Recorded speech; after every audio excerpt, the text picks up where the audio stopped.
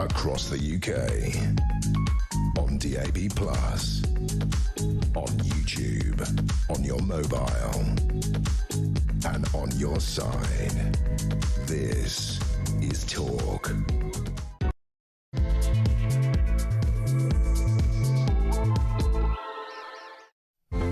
And good afternoon. Yes, welcome to the home of common sense. Lots to get through this afternoon. Amid a wave of horrifying headlines over the last few days, including child rape, children killing children, and violence against others that shock the nation, why does the government seem fixated on lesser issues? Has the gulf between Westminster and the public grown wider than ever before? Has this government dangerously lost touch with reality? We'll look more at that because this is really interesting in a couple of moments. Also this afternoon, Sir Keir Starmer has invoked the class struggle card yesterday as he signalled a lurch to the left to save his job. Ed Miliband suggested Labour is also set to embark on a new class war, with the Energy Secretary saying the PM was obsessed with the idea of tearing down the class system. Meanwhile, Angela Rayner seems to have got her way on 16-year-olds getting the vote.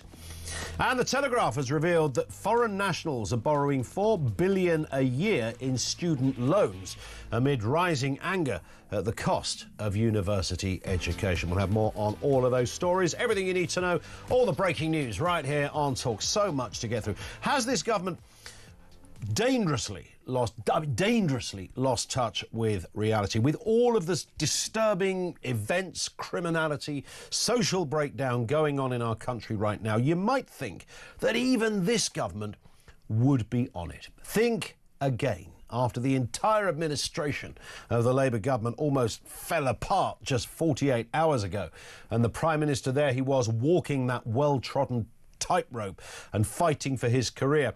This might have been their moment. Yesterday they had another reset, did you know? You might think they'd be keen to tell the public that this was the point of seismic change. We're on your side. So who did they send out to sell the government's new message? I'll tell you what angers Keir most about this country. It's class. Great. Ed Miliband. And that's it? Is that all they've got? Is that your salient message from Labour HQ? Yesterday was a horrifying day for news. You're familiar now with these stories. The Afghan asylum seeker who's been found guilty of abducting and raping a 12-year-old girl. This was in Nuneaton. Ahmed Malakil, 23, took the girl to a quiet cul-de-sac back in July last year and carried out extremely horrific and sexual offences. At Warwick Crown Court, he was found guilty of rape, abduction, sexual assault and taking an indecent video of the girl. His co-defendant was found not guilty. Malakil laughed throughout this brutal ordeal. He clearly didn't think he was doing anything wrong, which is one of the main overarching points. I'm sure over there in the dark and dusty hills of Afghanistan, raping a 12-year-old doesn't really count for very much. Doesn't really often make the headlines. The Taliban, no doubt, applauding another milestone in the reduction of women and girls' rights. All in a day's work, as it were. We've imported this, by the way. But the government had other priorities. So the time is now 03:05. A 13-year-old murder after into a reported witness. According to one witness, the perpetrator shouted Allah Akbar as the attacks were carried out. But don't worry, the government are on it. They've got your back because they're going to talk about class and stuff. Also yesterday, a 15-year-old boy has been sentenced to at least 13 years in custody for the murder of Leo Ross. Again, another story all coming out in the last 24 hours. Leo stabbed on his way home from school in Yardley Wood back last January. This was horrific. His mother, Rachel Fisher, and this is really salient, said the 13-year minimum sentence was a joke. And she made this point, which goes right to the centre of these stories. She said these kids aren't scared. They aren't scared of the sentence. They're not worried. The local authority and the police have got a lot to answer for, she said. And she is tragically correct. And we can also point the finger at the government on this as well. Ed Miliband, by the way, back to him. He also went on yesterday to say that the Labour Party would now move decisively to the left. He said, I tell you what, Angus Keir, as you heard there, it's class, it's the class divide that exists. The government are also planning to move forward with Angela Rayner's ideas of voters for 16-year-olds. They are more concerned about getting votes for teenagers than they are the lives of teenagers, it seems. So the whole thing, when you look at the disconnect, that we have this just extraordinarily day of the most brutal, horrific headlines involving child rape, involving child murder, involving attempted murder, involving perpetrators that are often kids themselves. All of this is going on. The government are talking about a reset, and the best they can do is to talk about the class war and votes for 16-year-olds. What about lives for 16-year-olds?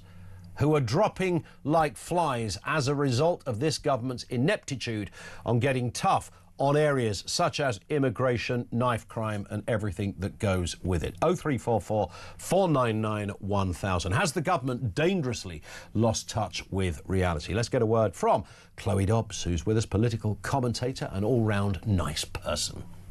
It says here. How are you? I'm good, thanks. And you? Nice to see you. So let's have a look at this then. Britain experiencing serious culture shifts. An Afghan migrant being arrested whilst he was literally sleeping in a taxpayer-funded hotel. This was the moment of arrest. The time is now 0357. You were under arrest on suspicion of rape and kidnap of a female in Nuneaton between 8 and 10 p.m. on Tuesday, the 22nd of the 7th, 2025. That's what happened yesterday, of course, and on from that, that's what happened. The case of that guy came up yesterday, and then this happened. 13-year-old stabbing kids in a school. Officers were called to Bacon Lane at around 12:40 hours following a report that a 13-year-old boy had been stabbed.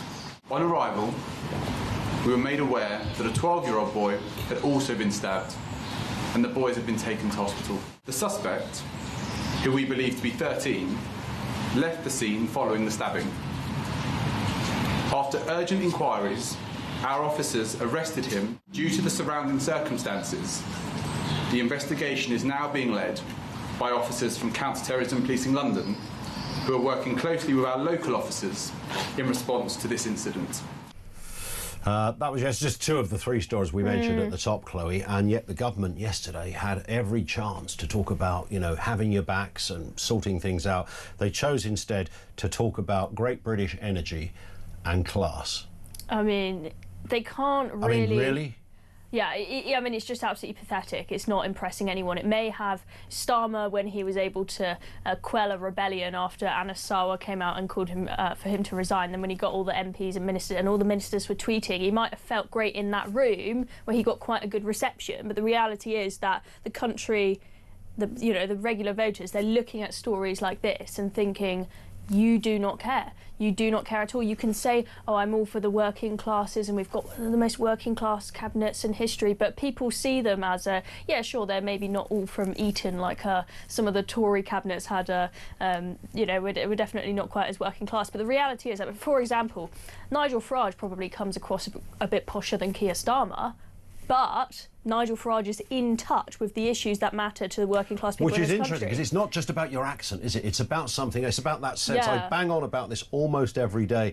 When Trump comes out and talks in America, even if you hate the bones of Donald Trump, he speaks with a certain conviction, he speaks with a passion, he speaks like, I've got your back, I understand what the problem is, and I'm going to deal with it. And again, Donald Trump he's absolutely loaded, right? But he understands the concerns of the people of the country. He's got the finger on the pulse, unlike Keir Starmer, who he's a lawyer, he's not a good politician at all, he just does not get it at all. And just going back to this absolutely horrifying story of this Afghan being found guilty of rape, child abduction and sexual assault of a 12-year-old girl in Nuneaton, it is working class families who, with stories like this that we see almost every day, and then the grooming gangs, which I think it's fair to say this government has massively neglected. I mean, it took almost like 6 months of begging them for a national inquiry to announce one. You have the women's minister who barely mentions it. Yeah, and then we haven't heard anything since, really. There hasn't really been any kind of impetus to get on with this national inquiry.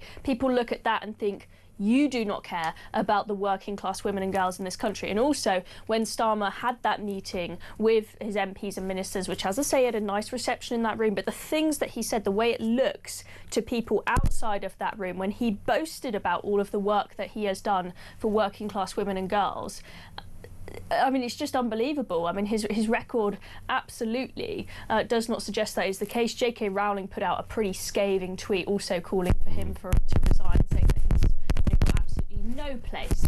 I think your hair is eating into your microphone. He's got absolutely no place talking about how much work he's done for women and girls, particularly the working classes. None the whatsoever. white working classes who time and time again with the grooming gangs were kept away and covered up because they didn't want, the authorities did not want to be called racist for calling out the problem when it was blatant racism towards white girls. But when you have, the story that came to court and a guilty verdict of the Afghan migrant, I mean, that would be a point where I want to see the Prime Minister convene a press conference on that case alone. Yeah. And stand there in Downing Street and say, this can't go on. We've literally imported this situation. We chose to import the situation. We brought somebody culturally completely at odds with anything that this country believes in. I'm pretty sure if that horrendous creature had committed this act in Afghanistan, probably nothing would have been done. It would have been, under the Taliban, they wouldn't have cared much about a 12-year-old. Exactly, and when you read, it's horrifying enough just reading the headline of that story, but then when you read into the detail and read what the court heard about this attitude, about how he laughed whilst doing it, and even in court he's just not really showing any kind of remorse or guilt for what he's done. He can't seem to grasp what was wrong with that, because clearly where he is from, that is accepted as normal. Once girls are sort of, starting to go into puberty, they just think it's fair game. And I'm not saying that that is the case for every single Afghan, but clearly it is far more normal in Afghanistan than it is here. And it is really horrifying just reading those court transcripts, thinking even after you've been brought to court, you've heard all of the statements and about all the trauma that you've caused to this young girl. You can't even see what you've done wrong. Okay, it's all right, the Home Office saying, we're going to do a PowerPoint presentation in the migrant hotels to tell them about how to respect girls and not to hang about outside primary schools. I believe they did, I can't remember what the location was, where there was a big issue with parents all complaining about them hanging out outside the school gates. And that was their response. I'm sorry, but it's just not going to do it if it's been entrenched in their attitudes for their entire lives in the countries that they've grown up in. And interestingly, the other element, it almost feels like in order for those around Keir Starmer and some of the backbenchers like Angela Rayner to get his support, it feels like to get for him to get their support in backing him when he nearly walked the plank just 2 days ago, it's almost as if he had to promise them things like this voting for 16-year-olds. We've got 16-year-olds dying by knives. I want to hear them more animated about that rather than gerrymandering the vote for the next election by getting children or giving children the ability to vote. Well, look, when governments are in panic, they pursue policies that are very easy to tick off. When they haven't achieved anything, they've been in power for a year and a half and they've barely achieved any of their manifesto commitments, those that they claim they have done, like, for example, with NHS waiting lists, it's because they're playing around with the numbers, right? And I think the public are smart enough to recognise that. They go for easy things. So, for example, the Conservatives, before they left, everyone's saying, you've been here 14 years and you haven't done anything. They say, let's ban vapes and ban smoking. Yeah. Banning things is easy, just like how giving votes to 16-year-olds is a fairly easy thing to tick off to say, woohoo, we did something. Solving a huge knife crime epidemic in schools and with young people is a bit harder. So they just think, we just won't bother with that. But there's nothing about it. There's no response from the government. When you get 3 stories, as we got, they didn't all happen yesterday, but they came to fruition yesterday through court cases concluding and the like. And it was a juxtaposition of 3 horrendous, fatal, tragic and sickening stories, all within one afternoon while we were on air. You look at that and you think, this is a government out of control. Please, you're our government. Tell us something. Connect with us. Tell us that you've got our backs on this. And what do they tell us? Great British Energy is going well, and 16-year-olds should have a vote, and we're going to fight a class war. Yeah, I mean, seriously, is that all they've got? The reality is that we've now got the government just in, leadership meltdown mode, like the Tories were constantly, which is one reason why nothing got done. And Labour is now in that state. Keir Starmer may have survived this, but I think from now until the May elections and after the May elections, they're going to be looking to get rid of him. When they hear horrible stories like that, they're too busy trying to protect themselves and their jobs, and those jostling for the leadership are all going to be so focused on that they hear stories like this that to the rest of us members of the public absolutely horrify us, and they just think, oh, not today, can't be bothered, I'm so focused on protecting myself. It's, they're going to have a very selfish approach in that respect, and so I fear it is going to become like the Tories. I mean, they have, in terms of sleaze, very much seemed like the Tories since they came in, but then in terms of leadership battles, it seems like we're getting into that territory.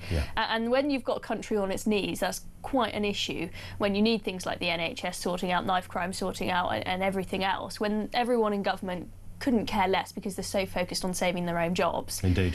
Then nothing happens. We will talk some more to Chloe in a couple of moments. Has this government dangerously, and the emphasis is on the word dangerously there, lost touch with reality? I mean, this is serious business now. When you send out Ed Miliband to wang on about class and Angela Rayner going, oh, I think I've got me under 16 sorted, fantastic. Oh, good for you, Ange. People are dying on the streets. People are coming over on boats and carrying out the most horrendous crimes. And you're talking about that stuff? Seriously? 0344 499 1000.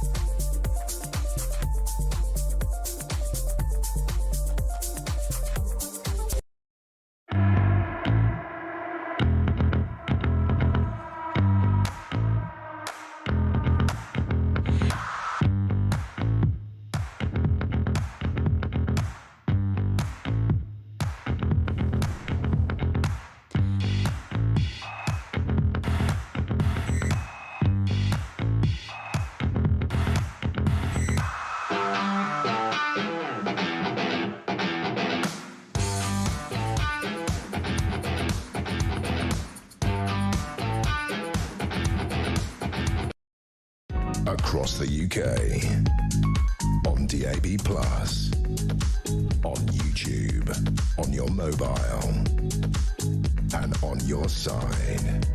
This is Talk.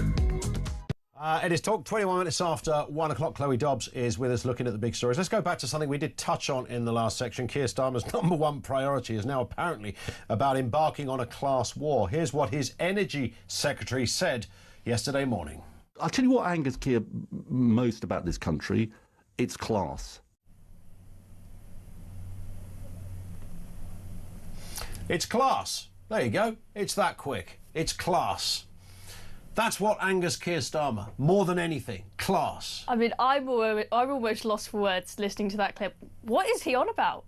What is he on about? That's what angers him most. Class. Okay, you've got a nation of people who have far greater concerns. Of course, we've just looked at that story of the Afghan being found guilty of raping child. If that was just one case, then okay, it'd be tragic, but we move on from it. But when we see it every single day, this is the thing that everybody is talking about, and then they say, "Oh, our priority is class." And when it comes to class, I mean, their words don't exactly line up with their actions, because the entire working class, I mean, you've got so many working classes all going to reform. I mean, there used to be this sort of old idea of, I would say, richer people, they vote for right-wing parties, and more working class people, they vote for left-wing parties. I mean, it's just not the case anymore. All the working classes are banning them and going to reform. And you've got, for example, also in the trade unions, you've just had in unison a leader elected who really doesn't like Keir Starmer and the direction they're taking the Labour Party in, because they think they do not represent the working classes at all. They might even cut all their funding to the Labour Party, which they would be, not be in a good position at all without. So, I mean, unless they're suddenly going to turn it around all of a sudden now and change their policies and change the way they speak to actually connect with the working classes, I don't see how what they're saying lines up at all with what they're doing. They are completely ignoring the issues of the day. They've clearly, immigration is the one that everyone is talking about, and I think they've just given up on it now. They've just decided, well, we tried this one in, one out deal. It's not worked at all. In fact, we've only had, what was it? We had Shabana Mahmood boasting that I think it was 289 had gone back to France, and 300 and something had come this way. And it was supposed to be, if you do the maths, it should have been about 1,500 people by now if they were going to do 50 a week. Remember, it was meant to start at 50 a week within the first few weeks and then ramp up, right? But I mean, this is just one example on immigration policy where they've tried something, it hasn't really worked, and they've clearly just given up. They haven't gone, oh my gosh, this is such a crisis that this one in, one out policy hasn't worked. What else can we do? The best they've got is Keir Starmer can go to China and say, oh, we're going to stop China supplying the engines for the dinghies. Oh, for goodness sake. What are the gangs going to do? They're just going to order it from a different country instead. That's of course right. they There's are. loads for sale. You just got to go on Amazon that for is the best that you've got. But the point is, yesterday, and all this business about class, Ed Miliband, I mean, sending out a posh boy, he might be the son of a Marxist, but he's a posh lad, sending him out. And you could see Ed Miliband thinking, look, it's class. Because, of course, what happened the other day when Starmer nearly had to leg it from power was they decided we've got to go more left-wing. And what better battle to have than the sort of imaginary dominating class that are out there. That'll appease and please all the kind of lefties on the back benches. That's all we got to do. There was Starmer yesterday in Hertfordshire at a community centre talking about, I'm working class, I know what it's like not to have food on the table. Was his dad a toolmaker? Sorry? Was his dad a toolmaker? I don't know if you've heard that before. A tool? Keir Really? Starmer's dad was a toolmaker. I mean, he doesn't say it very often. Get out of here! He was a toolmaker! Wow! Why would you not mention that, Keir? I mean, tell people this information. We need to know. But he kept going for... So obviously this was coordinated. The fact that Miliband was doing the rounds, telling everybody, I know what really, Can we just hear Miliband again talking about that very issue? It's just a pithy moment from Radio 4. I'll tell you what angers Keir most about this country. It's class. It's class. It's class. It's almost like, hey, wait for this, you're going to love this. That angers him, mostly, yeah. What about dead kids, Keir? Does that not anger you more than an imaginary class war that you're having to appease your left-wing dodgepots sitting on the green benches? Yeah, I mean, Ed Miliband's not really the best one to wheel out for this, given that his policies really hurt the working classes. Okay, it's all right if you've got a few bob and you've got a load of spare cash in the bank if your energy bills start going up and up and it's a small percentage of your income. But when you've got working class families at the moment counting the pennies, wondering if they're going to manage to get the weekly shop to feed their kids this week, wondering if they're going to make their rent payments so they don't get evicted, right? And he's promised all the energy bills, they're going to come down by 300 quid, but actually they're going up by 300 quid rather than down by 300 quid. And there's no end in sight. There's no... His policies, they might be better for the planet, fine, but they are pushing people's energy bills up. And also, I think that he thinks, oh yeah, everyone's got enough cash in the bank to just buy an electric car. We can clamp down on petrol cars because everyone can just buy a new one, can't they? Everyone's got the cash in the bank to just put a bunch of solar panels on their house and put a new heat pump in. They don't get that normal people can't afford this, and then they're being slapped with, for example, of course, we've had the expansion of ULEZ, and you've got all these people who can't afford a new car and are having to pay this 12 quid or however much it is a day to drive to work. And they're sick of it. They feel like it's not their fault what's happening with the planet, and they're having to pay the price. And let's go back to that issue then of class. Keir Starmer on this very point speaking at that community centre in Hertfordshire. I'm in that cabinet as Prime Minister, having come from a working class background, to be Prime Minister of this country. But that's the exception. That is not the rule. So suddenly, there it is. It's their new theme, class. Class. Well, from a working class back. I mean, it was working class for about 10 minutes.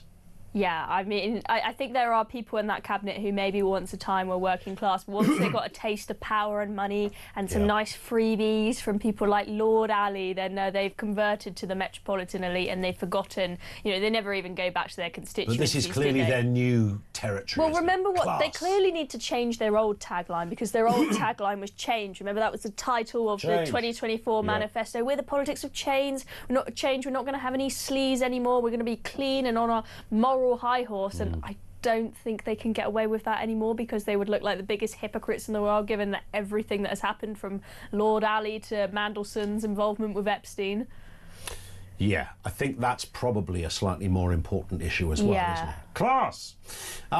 What about this story? Just a final one. The Telegraph has revealed how £4 billion a year in student loans are being given out to foreign nationals, with the cost of lending to students who are not from Britain or the EU has ballooned by 40% since 2021. Let's have a reminder of Ollie Dugmore. He's a journalist with the New Statesman, speaking on Question Time about his university fees as a British national.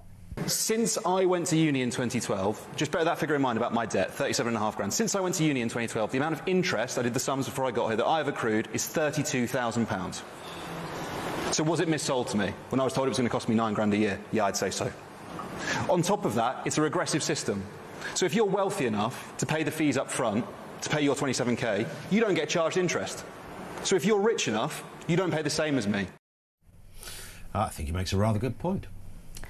Yes and no. I would say that, first of all, the interest can be absolutely horrendous, and young people don't realise this. And I've seen people posting an absolute horror where they've saved up a load of money to, say, pay 10 grand off their student bill, and then they come back a week later and they owe more than before they paid off the 10 grand. Yes. What was all? How did that happen?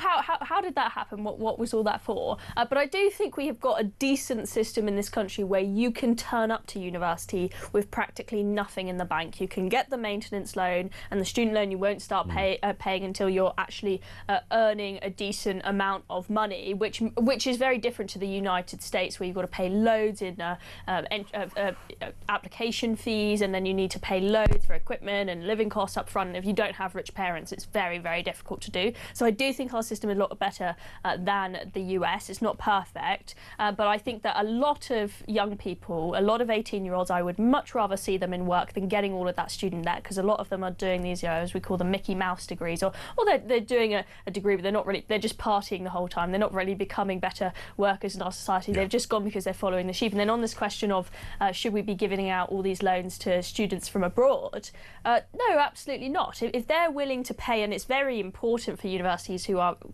rather struggling with the only 9 grand they get from domestic students. They desperately need those international students in order to balance the books. I don't want to see all our university places completely taken over and then being given priority over UK students, which is sometimes an issue. But we got, I think the Telegraph also revealed, I think it's about 5 billion sort of outstanding debt from these foreign nationals, as well as another sort of 4 billion a year being loaned out, which is the new revelation. I really don't think that when we're struggling as it is to pay for things in this country, and we're having to make really hard choices on, or Rachel Reeves is making hard choices on tax hikes to try and balance the books. I don't think that's worth it. I think we should be cutting that waste wherever we can. On that point, we hit the clock, Chloe. Thank you very much. Chloe Dobbs with us on the programme. Over to you. There's a lot to get into there. Everything from class to, were you the son of a toolmaker? I'd love to hear from you. Has this government dangerously lost touch with reality? Where the hell are their priorities? When you look at the kind of nonsense that's going around, the horror that is on the news agenda every day, and they're obsessed with class and votes for 16-year-olds. What about lives for 16-year-olds? That would be a good start, wouldn't it? Our lines are open. This is Talk.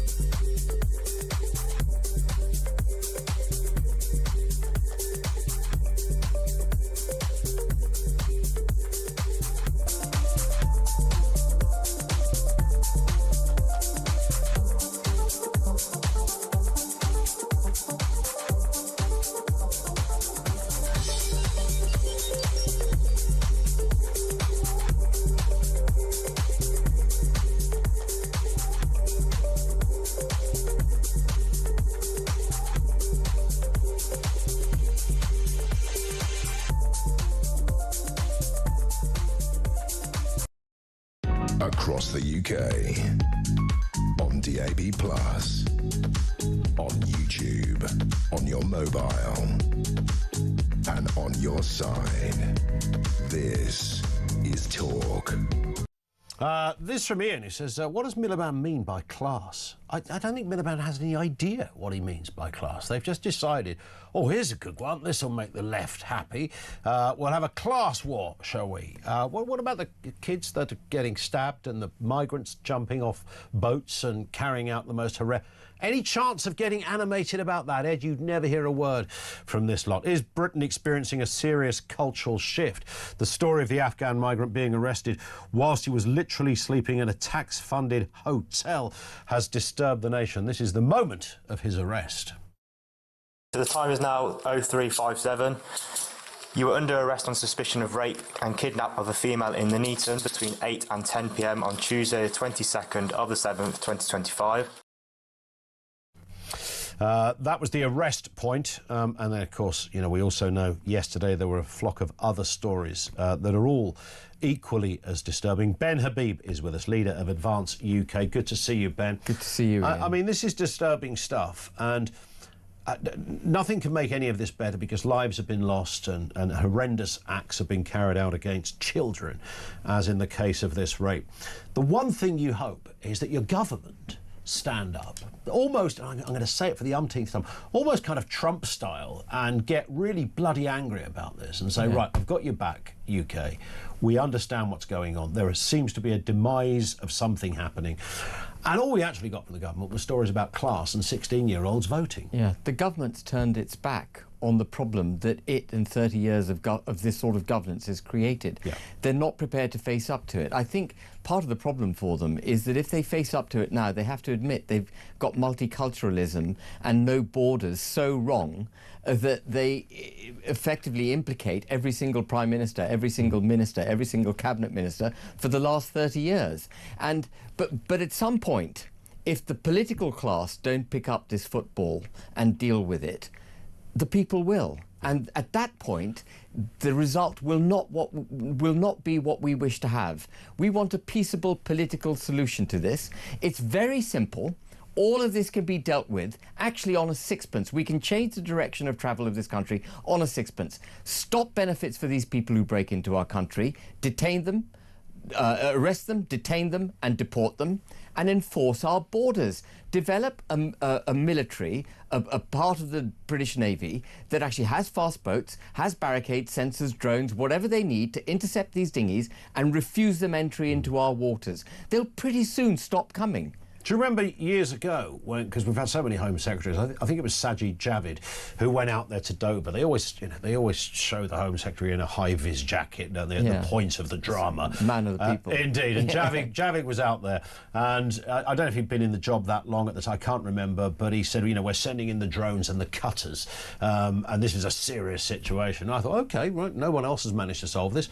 Maybe Javid is the man to sort it out. Nothing happened, nothing changed. Well, under this government, we had the Border Security Command was their first thing. Yep. Then they said they were going to smash the gangs. That came to naught. Then we had the one in, one out policy that's produced actually more people coming in than have left under that scheme. I don't know if you saw those results. And now, but the really important point here is that we are in the pursuit of being so-called civilized and not intercepting these boats, not cracking down on the abuse of our borders. We are allowing civil society in the United Kingdom to be raped, to be assaulted, to be abused, to be killed. And a government's first job, they have to reacquaint themselves with their first job, which is the security of the British people. And this has to be clamped down on. This guy was an Afghani, and I think he raped a 12-year-old, didn't he? And just remember, we brought in from Pakistan people who weren't even seeking to get into this country illegally. We brought 23,000 Afghanis into the UK at the cost of the exchequer because of a data breach a couple of years ago. And with those 23,000 people, some of whom had already failed in their asylum applications, came another 70-odd thousand family members, 100,000 people, at a cost of £7 billion to the British taxpayer. This is an outrage. And the government, you don't see it on MSM, you'll hear it on Talk, you might hear it on a couple of the other channels, you won't hear it on MSM, and the government's not prepared to tackle it. Is there a wider question here, though, Ben? And I mentioned it at the top there. Has the government dangerously lost touch with reality? And what we saw and what we've seen in the last 24 hours with dear old Miliband going out there, he talked about two things yesterday. One was class, because he said that really... In fact, let's have another listen to what Ed Miliband said yesterday. I'll tell you what angers Keir most about this country. It's class. So that's what angers Keir most about this country. Not rapes and murders and stabbings in schools. And the class wars. I mean, the class wars are a thing of the 70s and 80s. Correct. We're done with the class wars. What we've got now is a cultural hijacking, a constitutional, cultural and security hijacking of the United Kingdom on the altar of multiculturalism, no borders, globalism, this kind of everything, everyone is equal. It doesn't matter where you come from, even if you come from barbaric parts of the world, you are welcome to come to the UK. Even if you hold us in contempt, even if you wish to rape our daughters, you can come to the United Kingdom. That is what Gad Saad calls suicidal empathy, and we've got to stop it. In order for us to be at peace and secure in our country, we need to be firm and strong at our borders. It should be blooming obvious, shouldn't it? It should be. It really should be, Ben. And again, I can only imagine this was a sort of, you know, after Starmer's government nearly imploded 48 hours ago, and we thought, blimey, Keir might be gone by 4 o'clock. Didn't quite happen, but it clearly what they've decided to do, they're talking about another reset. You know, what, another one? Another one of those. But this seems to be not about looking after our country, not about looking after the citizens, not about having our backs, not about dealing with the issues we feel strongly about, but about saving Keir Starmer's career. Well, everything's about saving his career, isn't it? And that's symptomatic, I think, of the entire political class. They will put themselves, first and foremost, it's them, second of all, it's party, and then somewhere down the line, possibly, if you're very lucky, the country might get a look in. But you saw this with the Mandelson thing.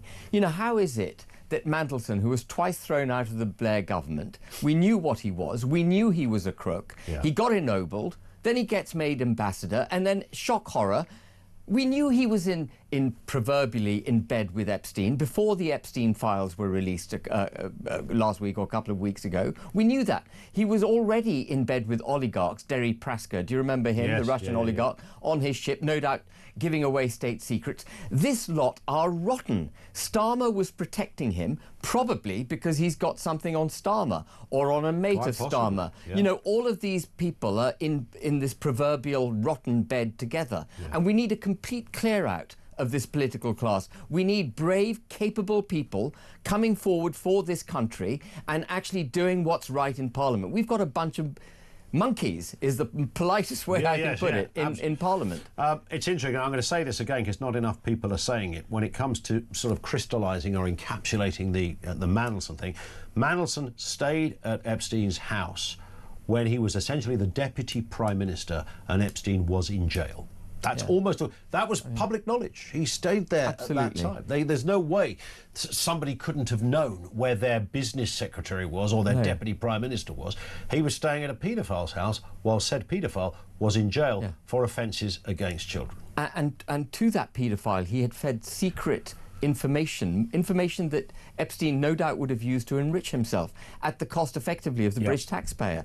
There's always a victim when someone's made money illegally, and Epstein, that's what Epstein's game was, wasn't it? Yes. To get these people in compromising positions by giving them that which they wish, some of them absolutely disgustingly what they wanted, but give them what they want, photograph them, get them in your control, and then get the information and trade on that information.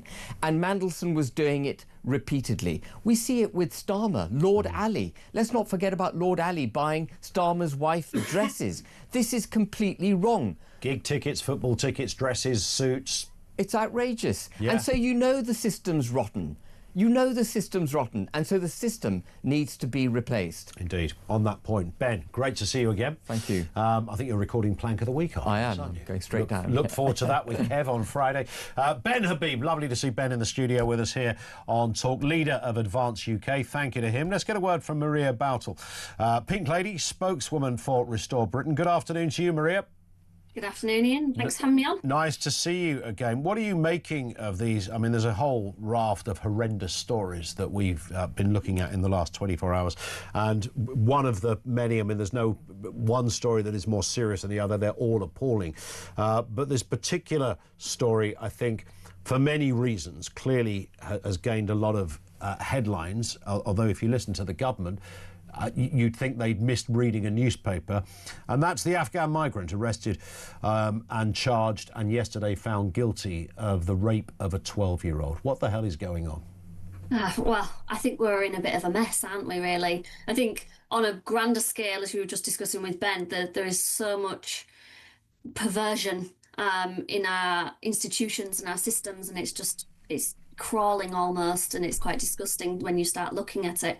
But on a base level of what gets people involved and riled up about politics is the simple things that the population have been crying out for generations now, which is to take control of our borders. And I think this particular Afghan crime with this 12-year-old is just, it's like he didn't have to be here. He came on a boat. And also one thing I'd like to point out is this happened in July last year, and we only just have the conviction, if you like. Now, how many thousands more have come across and documented since then that have this same culture and backwards idea about women and children?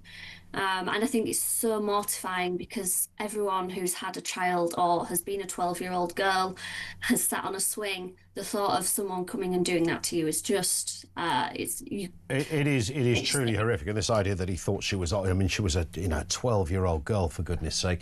No excuses or defence at all on that one. But as you rightly say, this is somebody that shouldn't be here. And if they were here and they were seeking genuine asylum, it comes back to that whole idea.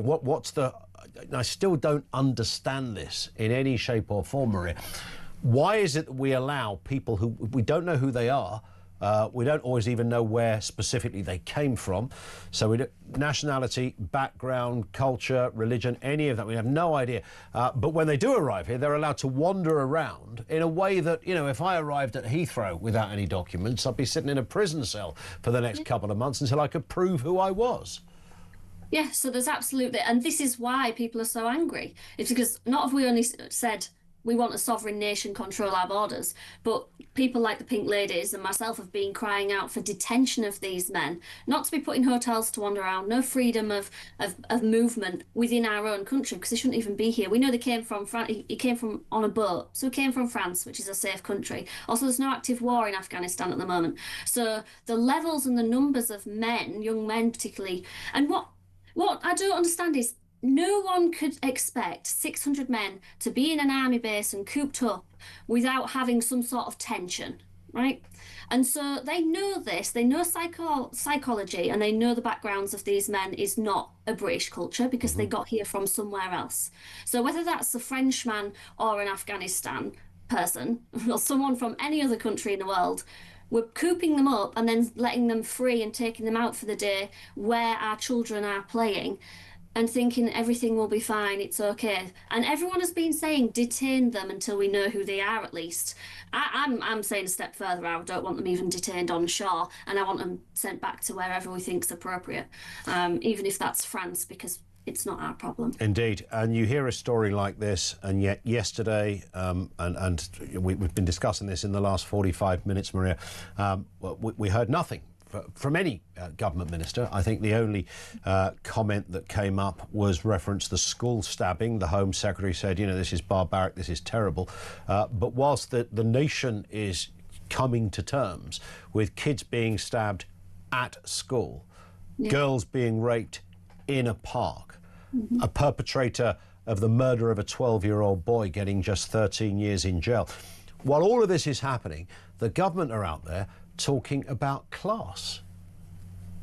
What, as in it's a class issue? We got a class war going on. They're talking about class, they're talking about great British energy. In fact, let's have a listen to what good old Ed Miliband had to say. I'll tell you what angers Keir most about this country, it's class.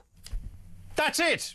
With all the stories going on, that's as good as he had. That's all he had up his sleeve. Class, the thing that really angers Keir Starmer more than anything else is class. Not the murders, not the rapes, not the horrendous downfall and the breaking of society. The people who can afford to leave this country are leaving this country in droves. The middle class can't even afford the things that they're used to, and they're becoming more and more working class, if you like. And then the working class don't even work anymore, largely, and partly because some of them can, and that's fair enough, but a lot of them are choosing not to, or making excuses not to, or struggling to find jobs because of immigration. Yeah. And the fact that no one wants to talk about immigration or the problems we have with it because it's seen as a racist thing to talk about, when it's not even about race, it's purely about a numbers game. If you put it down to base level statistics and facts, it is not okay. It's not helping us or our economy. It's okay across the whole board, we might be more productive, but actually per person we're poorer. So this class issue is, yes, you are making us all poor, and we're unhappy about it. And the issue is, it's the people against government, because the government are not listening, with the exception of Rupert Lowe.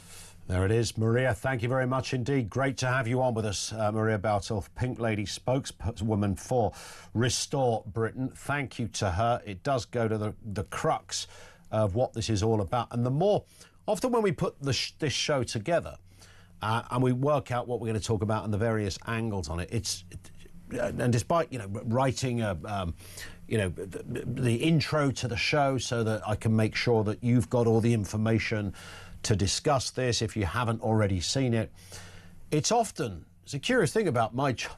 It's often only when you start to say it out loud on air, you realise again, this is actually more disturbing than you first thought. I spent the entire morning reading up on all of these stories, the government direction, who are the backbenchers to look for in the future, making mischief, causing trouble. And when you say it out loud, you realise the levels of ineptitude of this particular government are almost criminal. They are almost criminal. And now, this Labour government have decided to start a flipping class war because they think that's the way to do it. Yeah, we'll galvanise the left because those people were going to vote Green. They love all that class stuff. And my Labour backbenchers, they love all that class stuff. It's brilliant. Yeah, and Keir keeps his job. So they're more satisfied about keeping their job rather than actually opening their gobs and talking about stuff that matters to people, their priorities. They don't have any priorities, really, other than to stay in power at all costs. You heard Lammy the other day when he was he turned up in Downing Street in his chauffeur-driven car and a journo shouted out, is this the end of the government, Mr. Lammy? And he said, we've waited 14 years to get here. We're not going anywhere, or something to that effect. I thought, well, doesn't that rather give you the answer? That's it, really. No, we're going nowhere. We'll do anything to stay here. What's your philosophy? Haven't really got one. What's your direction? We don't know. Ed Miliband. Let's ask Ed Miliband. What do you think Keir Starmer's big priority is, Ed? I'll tell you what angers Keir most about this country. It's class. Great. Class. 0344 499 1000.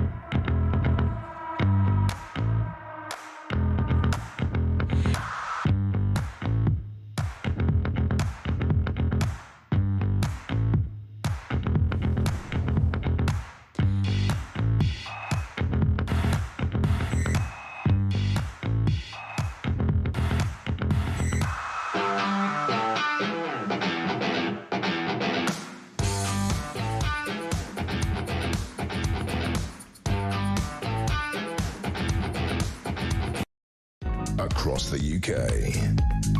On DAB+, on YouTube, on your mobile, and on your side. This is Talk.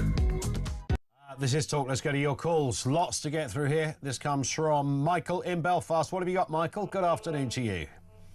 Yeah, good afternoon, Ian. I'll tell you what's out of touch, how the government's out of touch. They don't seem to think that it would be right that Mandelston and Andrew Mount children should be brought in for questioning. There's been very serious allegations made against them, but they haven't been brought in to answer the questions from the police.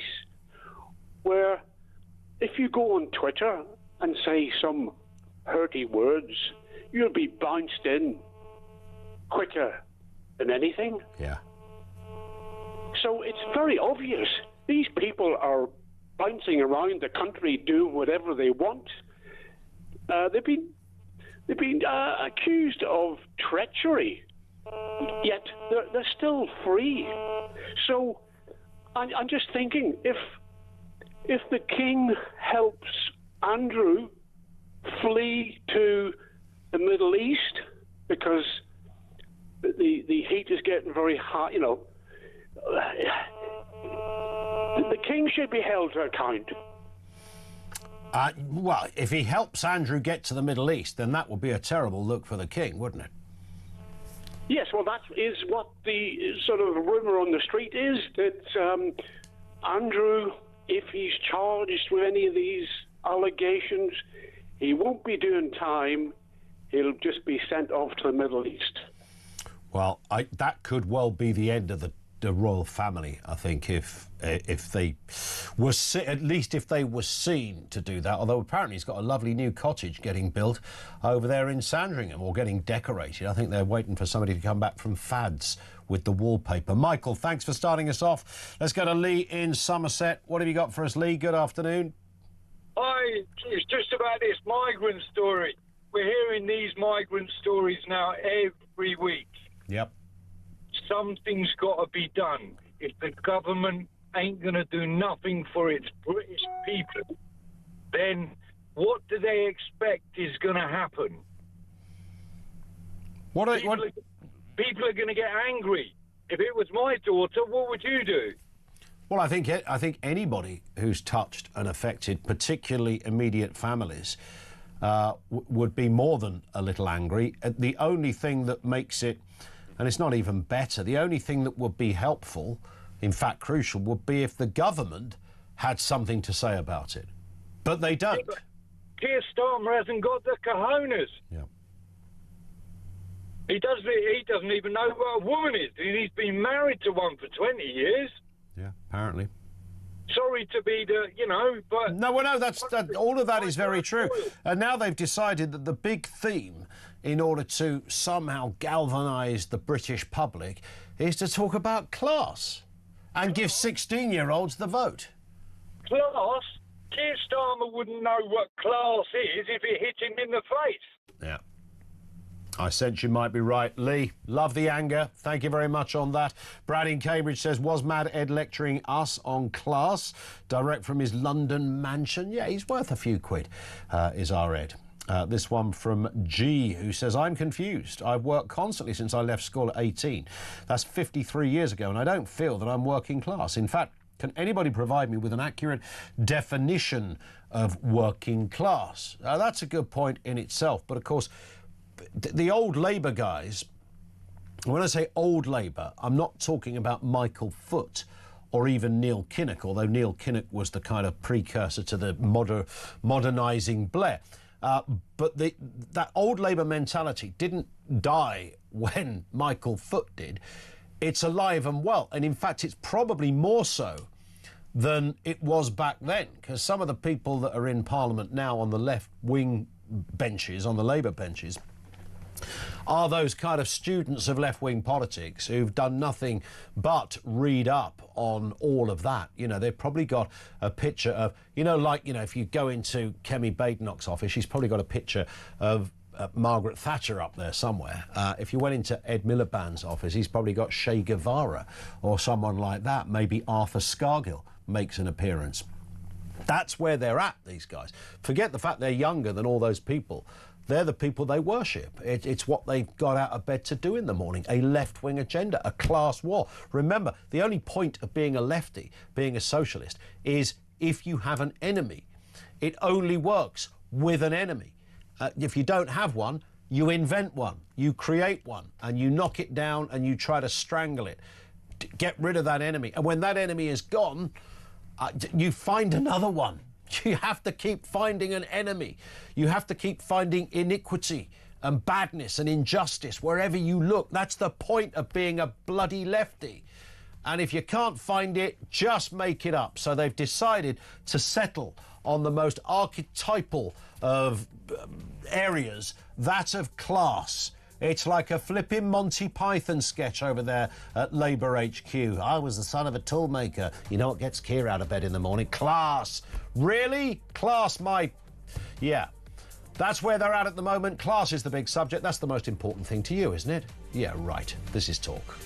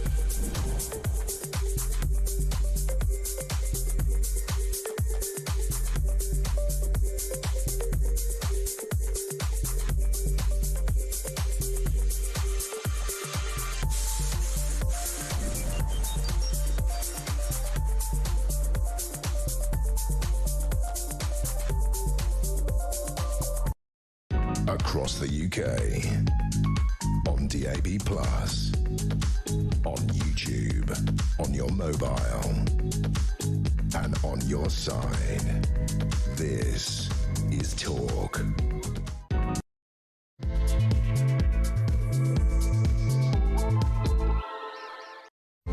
Afternoon, yeah, welcome back. It is the home of common sense. So much to get through.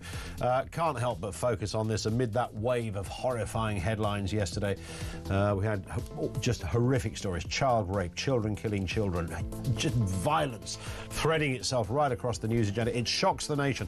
Doesn't seem to shock the government. They seem fixated on lesser issues. Why is that?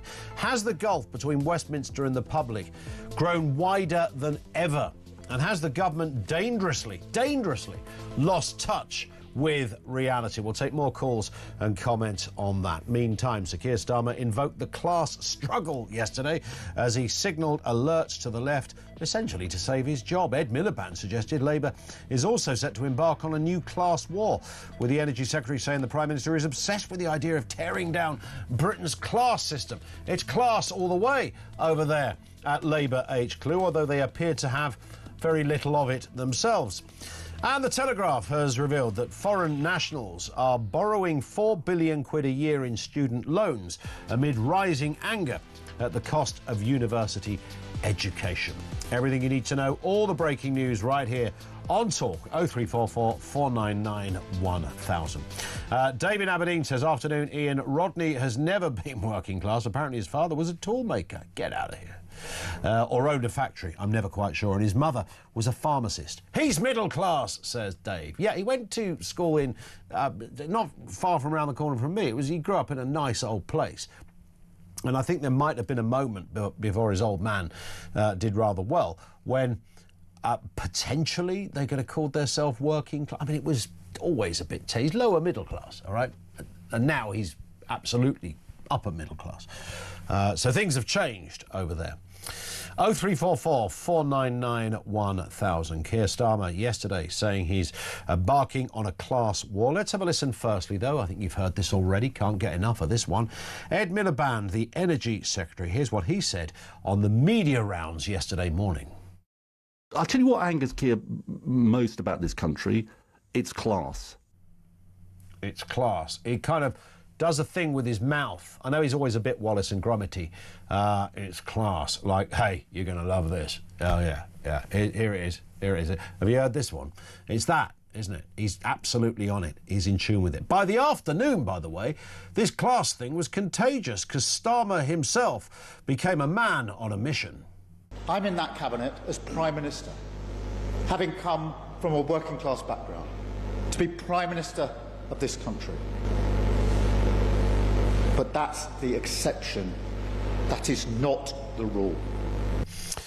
The exception, not the rule. He's working class. They're all working class. We love the working classes. It is Monty Python and then some. Let's speak with Ralph Schulhammer, political theorist. Good afternoon to you, Ralph. Nice to speak again, sir. Good afternoon, Ian. Great to be on. It seems to be, it's a bit of a go-to card, isn't it, for left-wing politics? If the chips are down, if life's a bit tough, you know, where do we go for? We've got to look for an injustice. We've got to look as if we're on a mission. I know what we'll do. We'll play the class card. Easy. It's rule one in the Socialist Handbook. Well, I think the difference is not so much right and left, it's moronic and non-moronic. And I have to admit, I'm usually a very calm person, but Ed Miliband, or as I would like to call him, Ed, let's see how expensive electricity can get Miliband, who is quite literally the undertaker of British industry, which was the home for the British working class. I mean, him going out there and talking about class, I mean, I think the only person probably worse is his brother, David. David, how can I get £1 million a year as an NGO president? Miliband is the other guy. There is in the UK, there appears to me there's a House of Lords, and then there's like the neo House of Lords, which is the current political class, who has all the privileges, you know, and all the income of the former aristocracy, but none of their intelligence and none of their devotion to their own country. It is quite frustrating, I have to admit. It is frustrating, yes, and of course the Miliband brothers are the sons of a Marxist academic who also did rather well in life. I mean, it's a curious little prism to look at. But there was a time when Marxists and Social Democrats actually understood that industry is a good thing. Correct. Like this, we have a new form. You said it quite nicely, and it's kind of this university marinated kind of socialist that lives in the kind of woke net zero kind of bubble that has nothing to do with the traditional representatives of the British working class. I mean, I do like the concept of class because there are three classes at the moment in Britain. And again, I say this as a foreigner, so take everything I say with a grain of salt.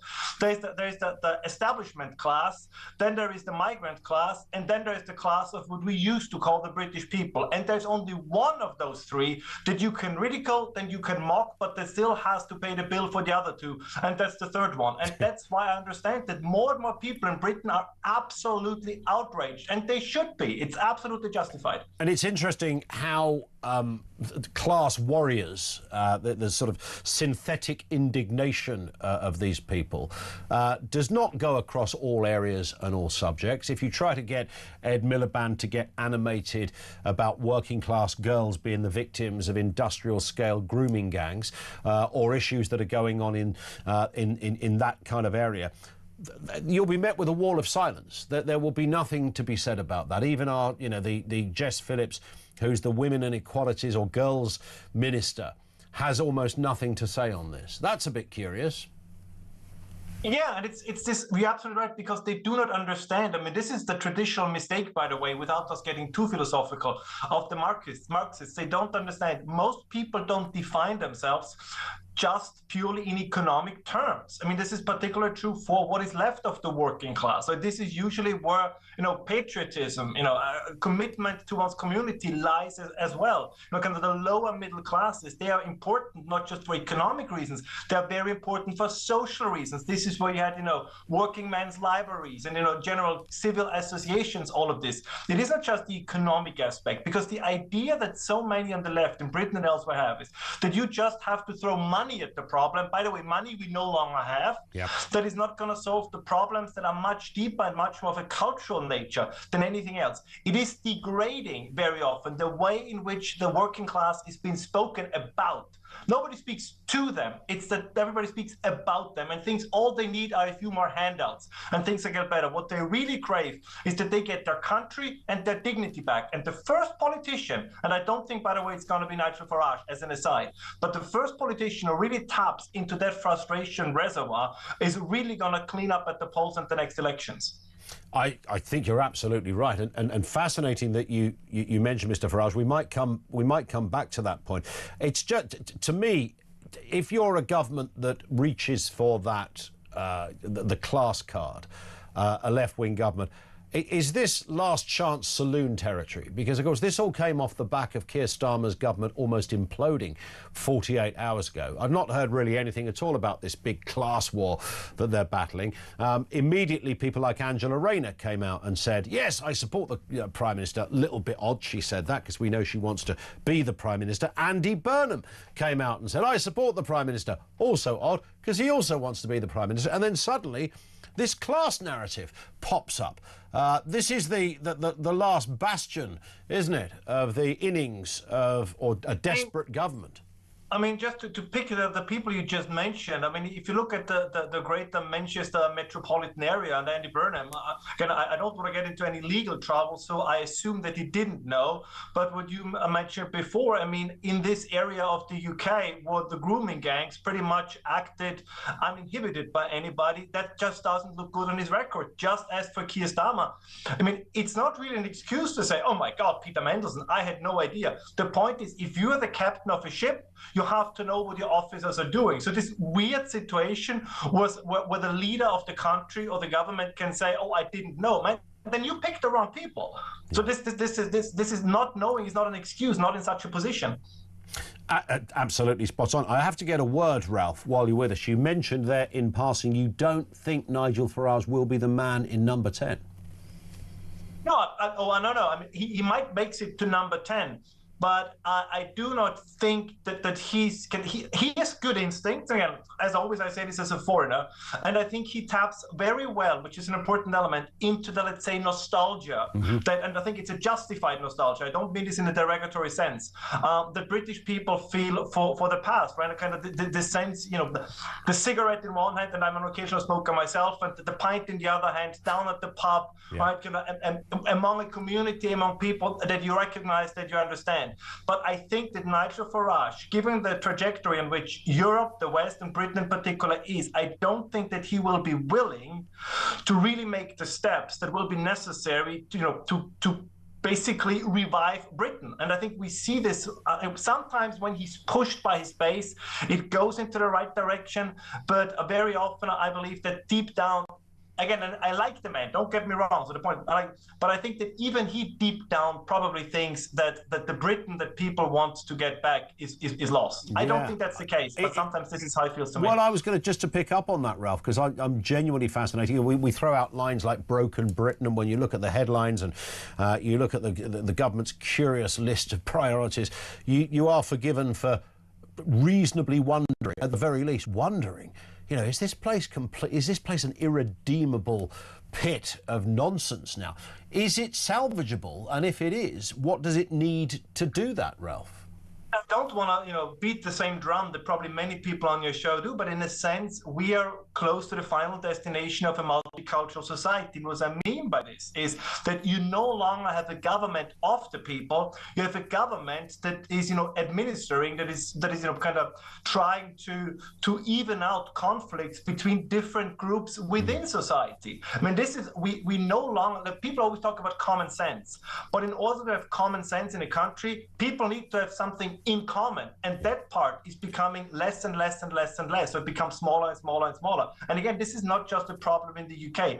If the sense of a shared past, a shared presence, and a shared future disappears, you might have a country on a map, but you don't have a country in reality. I'm going to sound like very poetic now, please forgive me, but to a large extent, a country is a state of mind, right? It is something that you have an emotional bond to. And if a growing number of the people, and by the way, this is not just people with migrant background, this is like a disease that is also infecting people that have been in the UK for generations, right? If you no longer feel that bond, I mean, read the op-ed page of the Guardian, for example. If this is disappearing, if the elite itself is kind of, and you saw this with Keir Starmer when he once said that he actually prefers Davos to Westminster. Yeah. If they feel that their own country is actually too small for them, they just, I'm the prime minister because that was the only thing on offer. That's a terrible thing to look at one's own country. So if he now plays the class card and says, oh, I'm from the working class and I stand up for no, nobody believes it. I don't believe it, you don't believe it, and I think the majority of the British people doesn't believe it. Yeah, spot on. Great stuff, Ralph. Lovely to have you on again, sir. Thank you, Ralph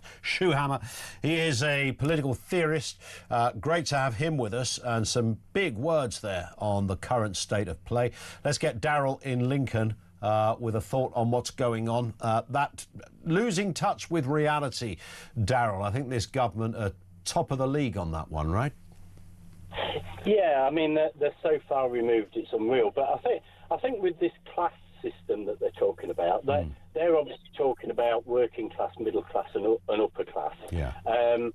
Which used to be our system, but they're about 20 years behind the times, because the class system now is that if you're a working person and you're paying your taxes, you're right at the bottom of the ladder of the class system now.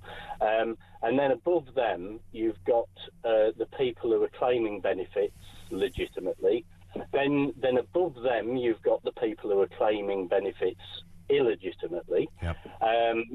Criminals, if you like, really. I mean, call them whatever you like, but there's a lot of people in this country who are claiming benefits who shouldn't be claiming benefits, and they are, whether they're a migrant or whether they're British, they're playing the system, and it's criminal what they're doing.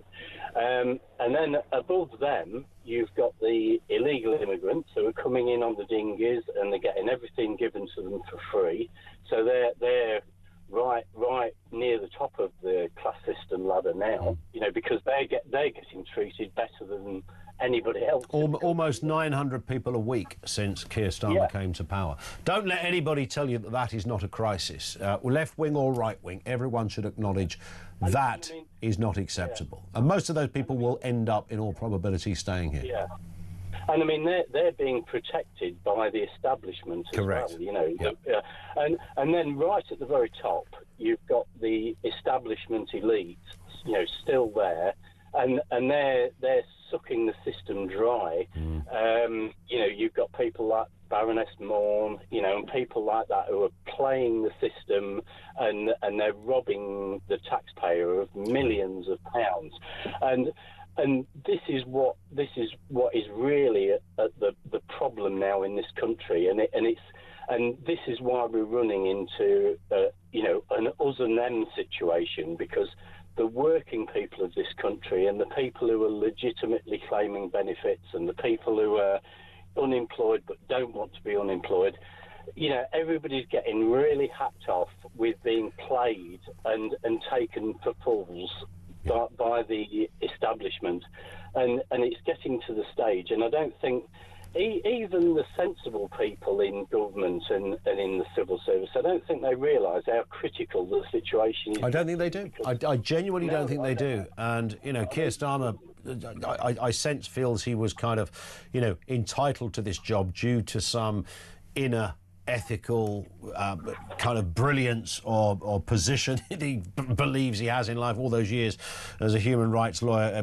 Probably thinks he's ticking a big box of injustice that just by his mere presence is enough to placate the nation, and it's not, because he's just not very good at being the Prime Minister. Daryl, thank you for that. 0344 499 1000. That's where we are at this end. We'll have more from you in a couple of moments, so you leave a voice note there as well, 87222 if you're sending a message. 20 past 2 now. This is Talk.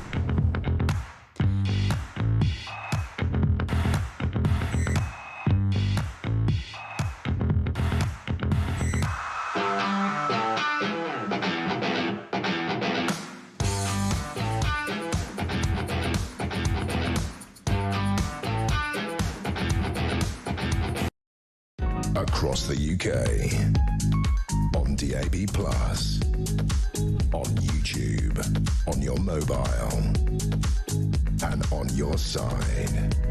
This is Talk. This from Susan, who says, Ed Miliband is middle class. So where is his class war aimed at? It's a good point. Well, it's not just Ed, of course, because Ed speaks for himself, but he also speaks on this very issue on behalf of the Prime Minister. I'll tell you what angers Keir most about this country. It's class. Yeah. He really does think he's like, there's a big old revelation here. All right, wait for it, kids. It's class. Yeah. Like almost a little wink as he says it. Yeah, we're on it. Susan says, is it between his middle class and the working class, or his middle class against the upper classes that he would love to be part of? Offer him a lordship and he'll snatch your hand off. It's a joke. Someone like Miliband talking about class war, it's just him spouting his Oxford studies. Yeah, he's another, obviously, PPE Oxford merchant. Ed Miliband, former Labour Party leader and current UK cabinet minister, is widely considered to come from an intellectual middle-class background. As the son of prominent Marxist academic Ralph Miliband, he was educated at Oxford and the London School of Economics and focused his political agenda on the squeezed middle. That's actually from Amy in Suffolk. Thank you, Amy, for that. And Tony says, a couple of months ago, Keir Starmer couldn't define what a working-class person was. What a plonker, Rodney. Yeah, fair point, Tony. Thank you for that. Grace is down in London. What have you got for us, Grace? Good afternoon to you. I always imagine you're quite a sort of posh, middle-upper-class, almost aristocratic person, frankly. Oh, dear. Well, I can see on my mother's side of the family tree there are some aristocratic links, but our family itself is not particularly. And I was bullied in school, in primary school. I've not been in paid for education. I was only in state schools. I was bullied in primary school for sounding posh. And I think it's because I sounded too much like my mother for a child in school. But it does happen. So I went to school with a girl who, now even more interesting in a way, she was very, very posh. But her parents weren't. And my mum knew her mum, and her mum used to go, we don't know where she's got this from. But she just talks like that. Well, I was interested a little while ago to read an article where people talked about how they'd been mocked for their voices. And someone wrote that they had been in care homes growing up, and yet they were bullied for sounding posh, and they put it down to their autism. And I've got autism, so I wonder if that's part of it. I don't know. It could be. It could be. So to others, it's sometimes just trying to socially fit in. Well, people move around societal levels because of all sorts of circumstances. And I think it's really unhelpful for the government to be trying to kind of divide and conquer and add fuel to the fire of the hostility that already exists between different groups. Well, that's also, but they're happy to have this division, you see. That's the funny thing is, you know, philosophically, if you are sort of Labour, then whilst the core might be the working class kind of, the working man or woman, that's your kind of general audience. But wider than that, your whole shtick is that everybody is welcome to the party, everybody should be equal, everybody has a fair bite at the pie. But now they're kind of going around the place sort of creating a almost fake argument about, you know, rich people versus poor people, and you're poor because he's rich. I mean, I'm personally always very conscious that just by virtue of being in Britain, we're mostly living more comfortably than most of humanity is, or than most of our grandparents were, and we can so easily forget what a privilege it is to have a roof over our heads, to have electricity and clean water, let alone all the other things many people in this country enjoy, because we end up looking at the really rich people, celebrities on our televisions, and we forget that there are billions of people in our world who are far poorer than we are. So it doesn't help our life satisfaction to be pitting groups against each other, because it just makes people less grateful for, able to enjoy what we have. And it also, like I said, it's fueling the hostility that already exists. I think it slightly links to this instinct that we have to want to think, well, I'm in a righteous, noble group because I've got this background. And it happens with, you know, some people's ideas about nationalism or heritage, but we want to think we're intrinsically good, and we forget that actually all human beings are equal, and we're all flawed. We shouldn't be trying to kind of tribally separate ourselves from other people, and also the government shouldn't be imposing ideas of class divides on a population that's already got plenty of other things that divide us. I've been applying for lots of jobs recently, and it keeps asking things like, did you have free school meals growing up? Did your parents go to university? And neither of those have any relevance to whether or not I'd be able to do a job. Similarly, those factors don't have any relevance to whether or not a person is able to make a good point in an argument. And we end up with all these ad hominems in our debate because people are looking at identity politics rather than what their opponents are actually saying. So it's just not conducive to constructive conversations. It's interesting. I'm going to play you a little clip here, Grace. In fact, I'll play it to everybody. This is Keir Starmer being interviewed by Nick Ferrari a couple of years ago. Trying and frankly failing to describe what working class is. Have a listen. You describe yourself as working class. Sir Keir, define working class. No, working class is families that work for their living, earn their money through going out to work every day, not through other Not middle means. classes do that? Well, working class families have the ordinary hope to get on in life. I mean, this has been the story. Middle classes have that Yeah, as of course they do. Of course they do. So what's the distinction?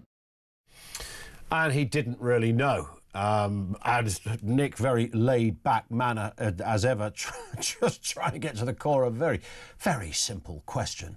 What is it? And that all started, remember, it was the landlord thing, Grace, when Angela Rayner, I think it was, suggested that, you know, landlords are not really working people.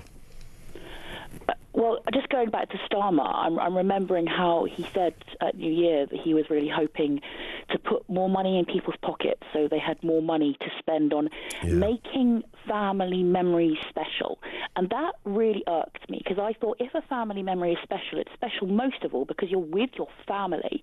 And I hate how the government at the moment keeps talking about things like going on holiday or going to restaurants more often. I mean, I don't do those things because of the cost. And I think a lot of people are struggling with things other than restaurants and holidays. Some people are more worried about their bills, for example, or their rent.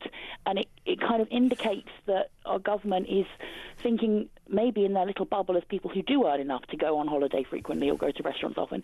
They're not necessarily in touch with what some people in the population are really worried about, and they're not worried about the global issues I think they should be worrying about. They're just trying to kind of appeal to people exactly like themselves. Got it. And it's not really helping the big problems in the country. Grace, thank you very much. Very thorough stuff from Grace down in London. Let's go to Colin, who's in North Yorkshire. Colin, what have you got for us? Good afternoon. Hi, Ian. Good afternoon. Hi. I was just reflecting on this whole class thing, and by the way, it's class, not class. It's Bath, not Bath. My feeling is that the Labour Party are imagining a world that used to exist in the mid to late 70s and through to the mid 80s that no longer exists anymore. And I think that's probably true. And how class was defined in those days is remarkably different to how it is now. Hang on. So, for example, my dad, I'm in my 60s now. My dad, unfortunately, is no longer with us. But you know, my dad was a marine engineer, but then he left the sea, and he worked as a fitter and turner in the northeast. And we had a two up, two down house. And then my dad came home from work. He wore a blue overall, and he smelled of oil. And I remember that smell like it was yesterday. It was beautiful. No, it was great. He came home from work and he smelled of oil, and he'd done a hard day's work. Yeah, no, I get it. I totally get it. A navy blue uniform. Now, but from there, he had three sons. I'm one of them. We've all moved on from that way of life to have done pretty well for ourselves. And that was all down to my mother and father giving us an environment where we could thrive and grow. But that's what it's about, isn't it? It's about exactly that. Yeah, but the main point I wanted to make, Ian, was that class back in when I was 16, 17, mid 70s, going into the 80s and all that kind of stuff, it was all about, it was actually more delineated than it is now. Sure. So there was the working class, but they differentiated themselves to the non-skilled working class and the skilled working class. I think that's true. Yeah. But I mean, because you're right. This is interesting, because you can divide each class up into subclasses as well. So my dad was a skilled worker because he'd done his exams. He'd been a marine engineer. No, it makes sense. Yeah. And so there was the non-skilled working class, who were the ones who swept the floors in the factory, and the labourers and all of that kind of stuff. And then you went in the middle class, and then you had the lower middle class. Yeah, all of that. You worked as a clerk in the bank or in local government or on the civil service or something like that. Then you had the middle class who were right. I'm I'm doing this on the fly, so I'm not. I'm following this brilliantly. But you're absolutely right. Where are we now, though, in terms of this battle that it appears, almost out of nowhere? Yesterday, Colin, we had Ed Miliband and Keir Starmer and others suddenly started to open up this whole theme of class. Just a final point on this. What do you think they're playing at? Right, so just before we go to the final point, I think their launch into the class war is doomed to fail, because the class thing doesn't exist anymore in the way that they think. In the way they think it does, yeah. Right. So now what you've got is the non-working class. Yep. So people who live on benefits, and then you've got those who make their money from the state. And then you've got people who run businesses, and then you've got the rest of them. And so this thing called the working class doesn't exist anymore. It doesn't exist. So we are in subgroups, but they have very different labels from what they used to have. I hear you. It's a great point, Colin. Thank you. And our political theorist we spoke to at the top of the hour, Ralph, he kind of made a similar point of the way things divide up now. It's very different. Ed Miliband, of course, is very animated about class. He doesn't speak for himself. He speaks on behalf of the Prime Minister. I'll tell you what angers Keir most about this country. It's class. Class. Yeah. That's what he says. That's what Keir says. What do you say? 0344 499 1000. This is Talk.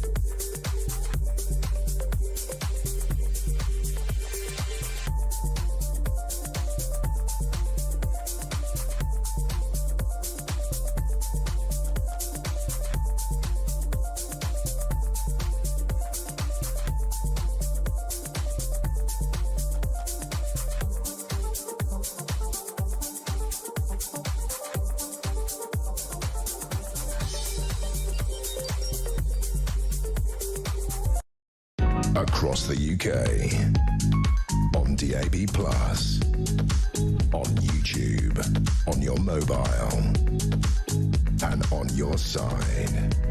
This is Talk.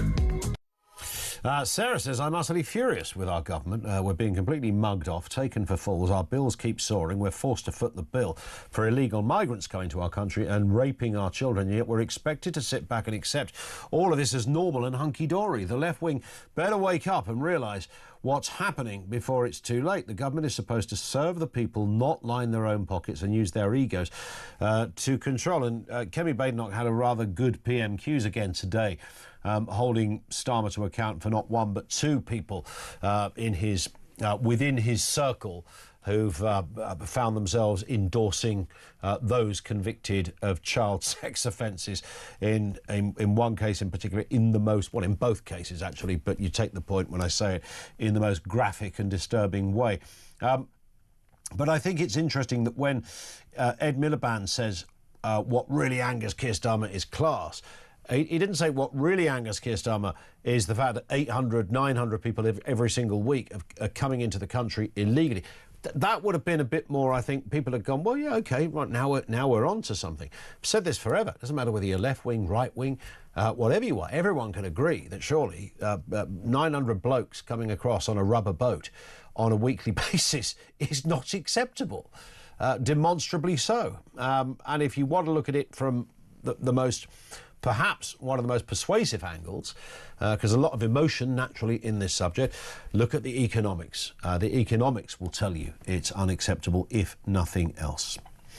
Coming up on 20 to 3. Now, reports of anti-Semitism incidents in the UK have spiked after that deadly Manchester synagogue attack last year, with 40 incidents recorded the day after. According to a report by the Community Security Trust, there were 3,700 cases of anti-Jewish hate recorded in 2025. That's up 4% in the previous year. Let's get a word with Alex Hearn, Director of Labour Against Anti-Semitism. It's interesting, Alex, I've made this point before, but my education, if that is the right word, on Jewish history, including the Holocaust and everything that came subsequently, didn't actually come from my history teacher. It came from my drama teacher, who was a Jewish lady. Her name was Tessa Feynman. She was absolutely fantastic. I got to know her a bit more even, you know, when I left school. And there it was, and she talked about all sorts of stories, and she was teaching us kids stuff that just wasn't, it would be illegal now because she'd have been going beyond the curriculum. But she was brilliant, and she talked about this kind of thing back then in the early 80s, to the point where I'd have thought, right, flash forward to 2026, none of this will be a thing. We won't be talking about anti-Semitism because everybody would have grown up and it won't exist. As it turns out, Alex, it's getting worse. Good afternoon. Thanks for having me on, Ian. Yeah, sadly, this is the second ever highest total, showing that we've reached a new normal since October the 7th.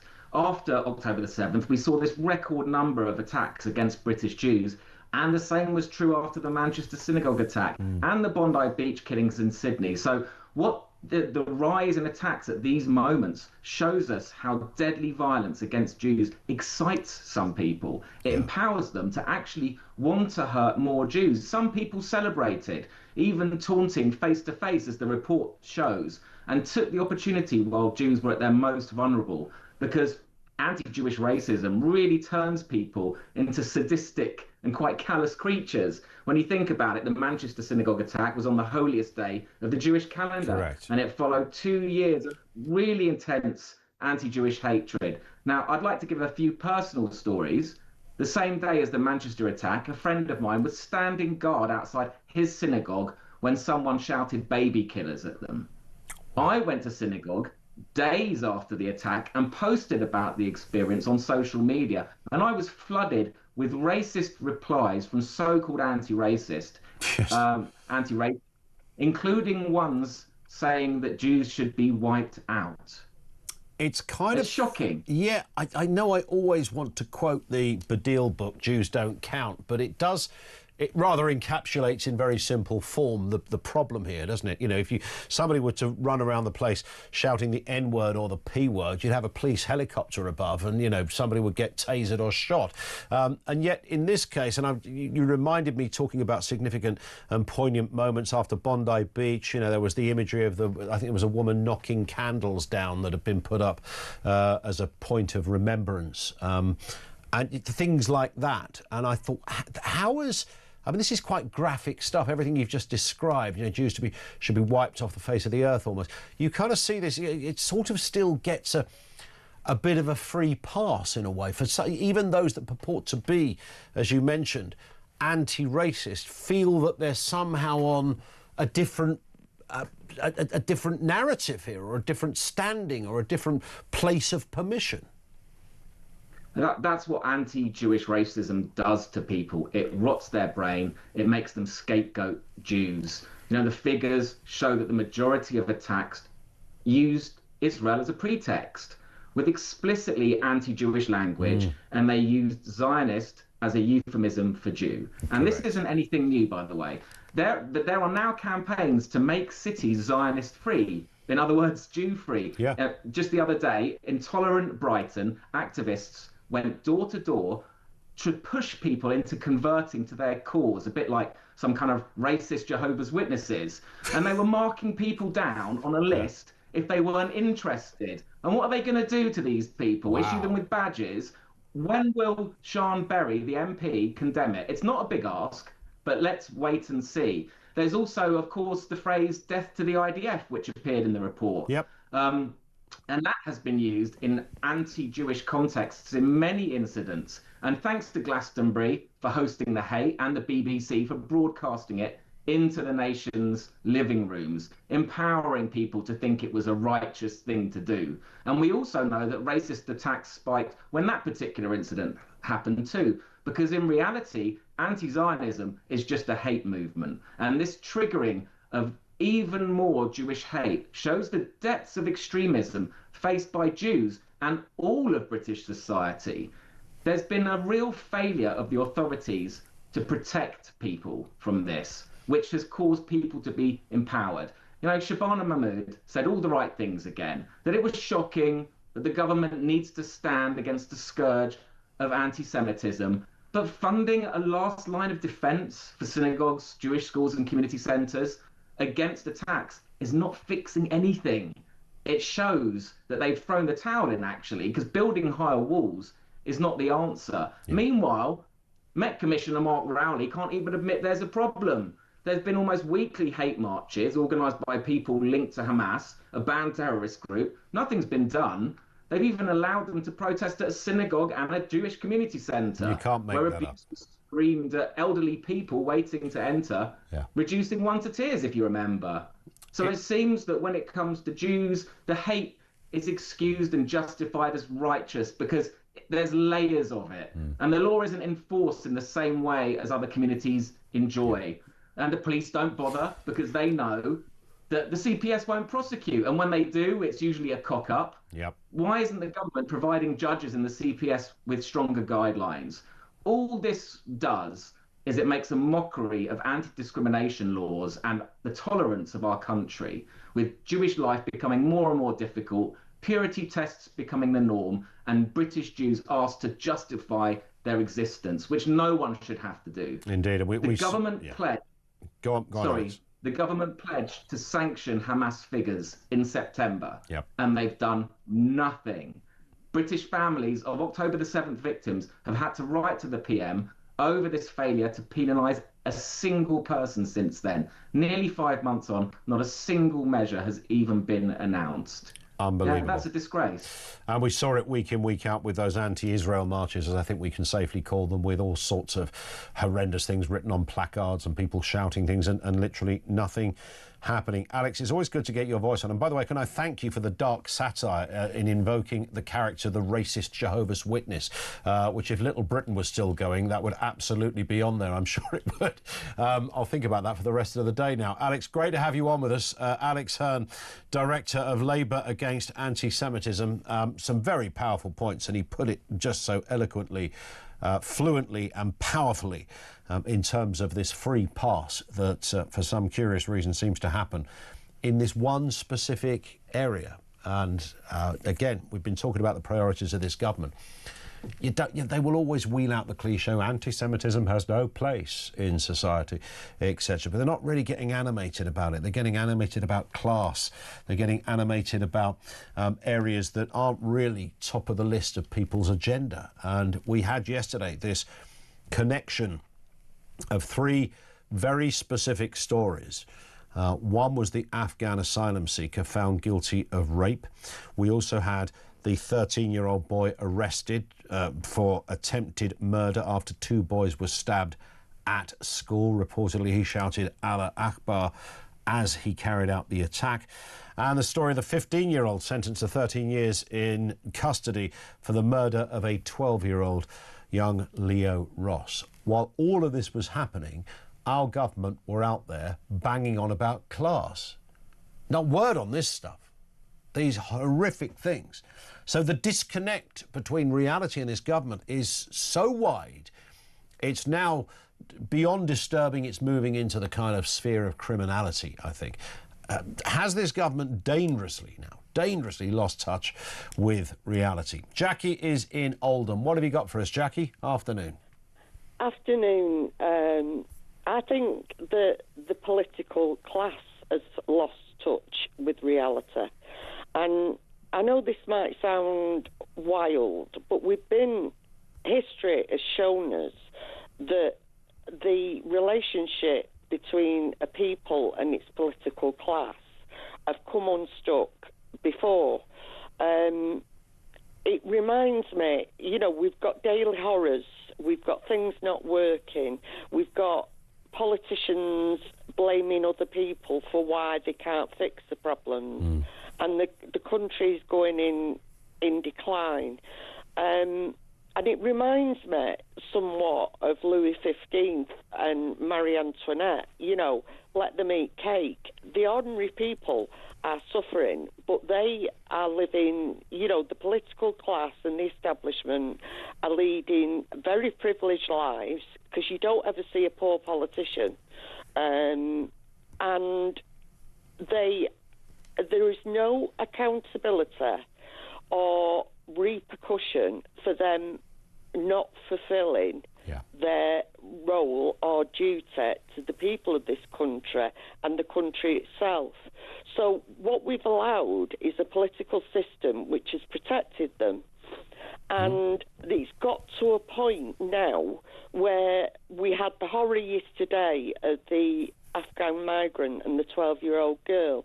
They don't need to say anything, because there'll be no repercussions for the fact that us having open borders has allowed this to happen. Yeah, no, there will be no you'll never hear a reference or a correlation made from the likes of Keir Starmer, Ed Miliband, or any of the others. No, all they have to do is remain silent, and it becomes another statistic. And to me, it seems as though we're on a precipice, that our political system, it may well serve politicians, but it doesn't serve the people of this country.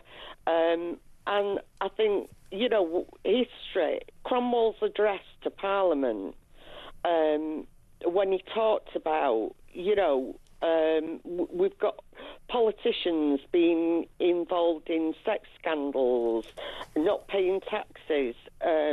They've been allowed to get away with things for that long, Ian. Yeah. So it's kind of in the DNA of Westminster. It's interesting. We asked the question at the beginning, Jackie, has the government dangerously lost touch with reality?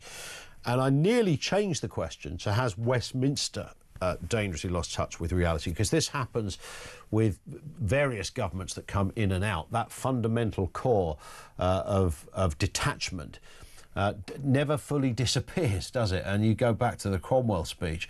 That's brilliant. That's worth... I mean, you won't find it on YouTube for obvious reasons. Jackie, I've got to move for time. Thank you very much indeed for that. And a great point from Brad in Cambridge, who says, has it escaped the notice of Keir and Ed that the real working classes of this country are actually rushing to reform in their droves? Should that not indicate the priorities of the working class? I mean, that's bang on. I wish I'd said that a little earlier. There's the greatest evidence of, yet again, how this government have got it spectacularly wrong. 0344 499 1000. This is Talk.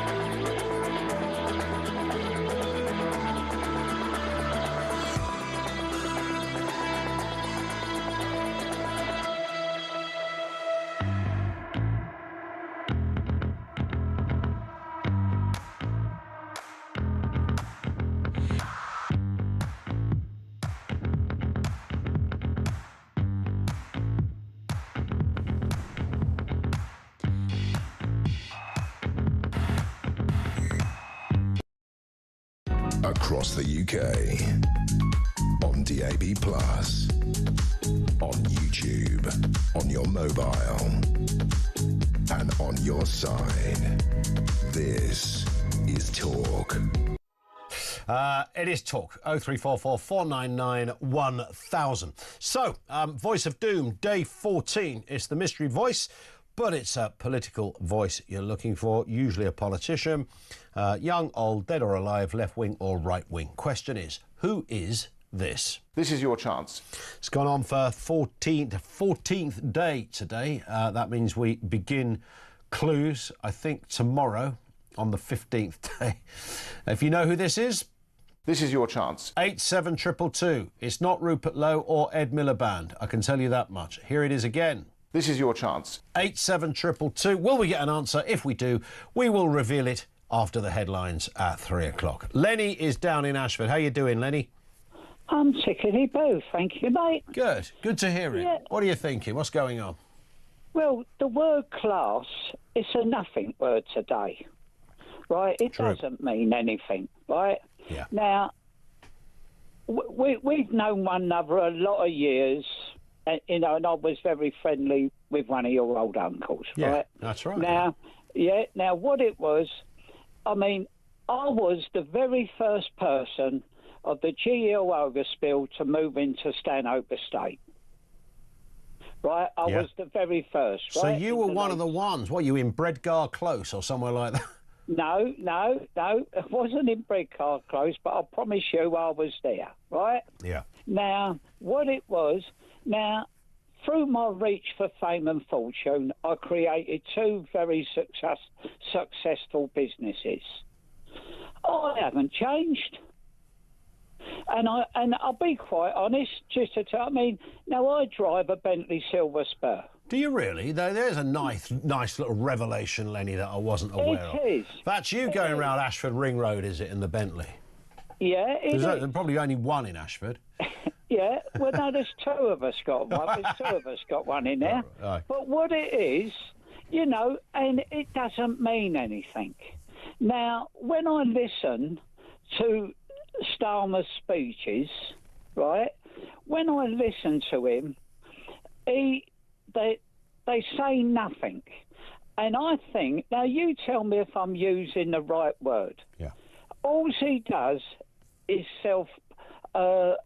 patronising.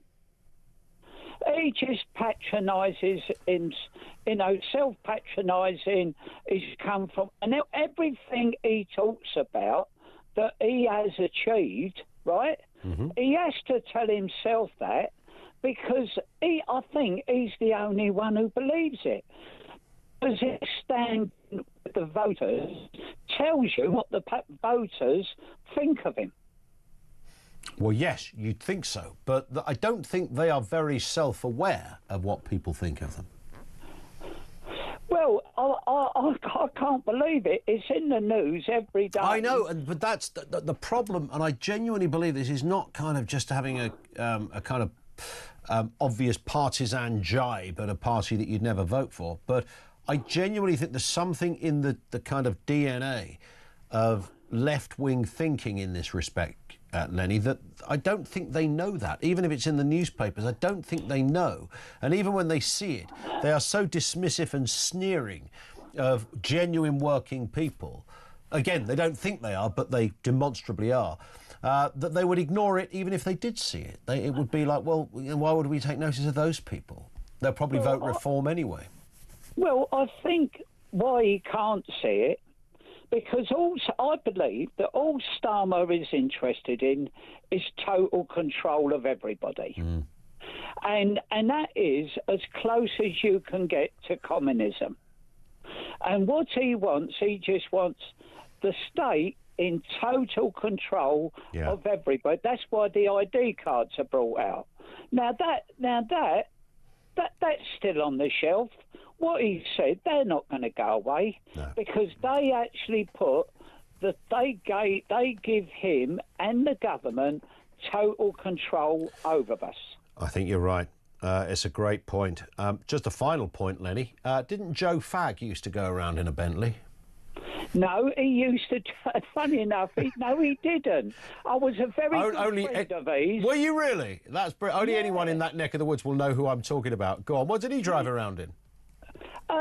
He had just an ordinary family car. Did he? Really? He had that beautiful... And his registration was Joe 123. Joe 123, yeah. His registration was probably worth a lot more than his car. He used to live down Sandyhurst Lane, didn't he, in that beautiful patch? Yeah, he did. Yeah, He did. I used to live there. He was a neighbour of mine. Was he? You were down there as well? Wow. I did. See, I did move up, mate. You did indeed, yeah. You're like royalty, Lenny. Listen, Stanhope Estate from Sandyhurst to Sandyhurst Lane, that really is a journey.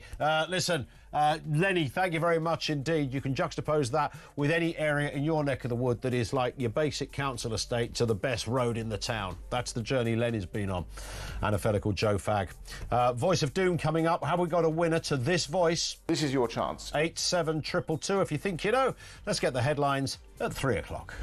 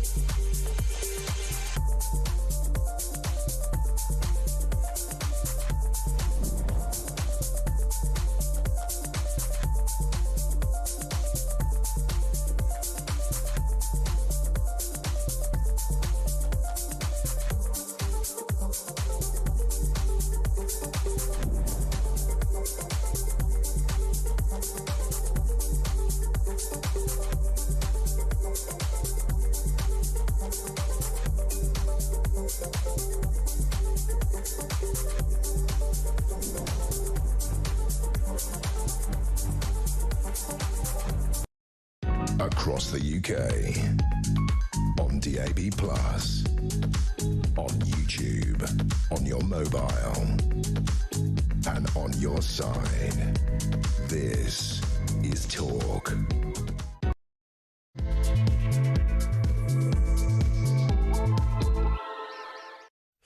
And good afternoon. Yes, welcome back to the home of common sense.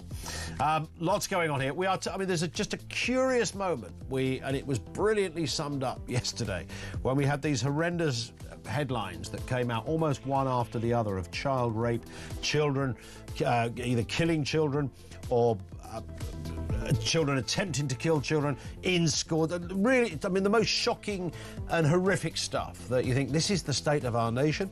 And at the same time, the government were fixated on stuff like class wars and getting votes through for 16-year-olds. What about getting lives saved for 16-year-olds? Has the gulf between Westminster and the public grown ever wider? Is there now a sort of dangerously out-of-touch reality with our current politicians? More on that coming up. And of course, Keir Starmer mentioning that class struggle, Ed Miliband suggesting that Labour is almost set to embark on a new class war, which is rather extraordinary. We thought this stuff disappeared in the 70s, maybe the 80s. They are still at it. And the Daily Telegraph has revealed that foreign nationals are borrowing £4 billion a year in student loans amid rising anger at the cost of university education. We'll have more on that in just a couple of moments. Chris in Northumberland says the conversation on class is going to be Labour's election strategy. They'll start talking in general, then tell people that the rich are the enemy, then they'll start pointing out that the money in reform, and try to turn it into the enemy. They aren't out of touch. They're desperately trying to divide people, says Chris. And I think it's that, isn't it? When it looked so perilous for Keir Starmer just a couple of days ago. I mean, really perilous. We know that there were people there were MPs in Parliament that probably had their list of 80 names that would have supported them in challenging the Prime Minister. In the end, it came to nothing.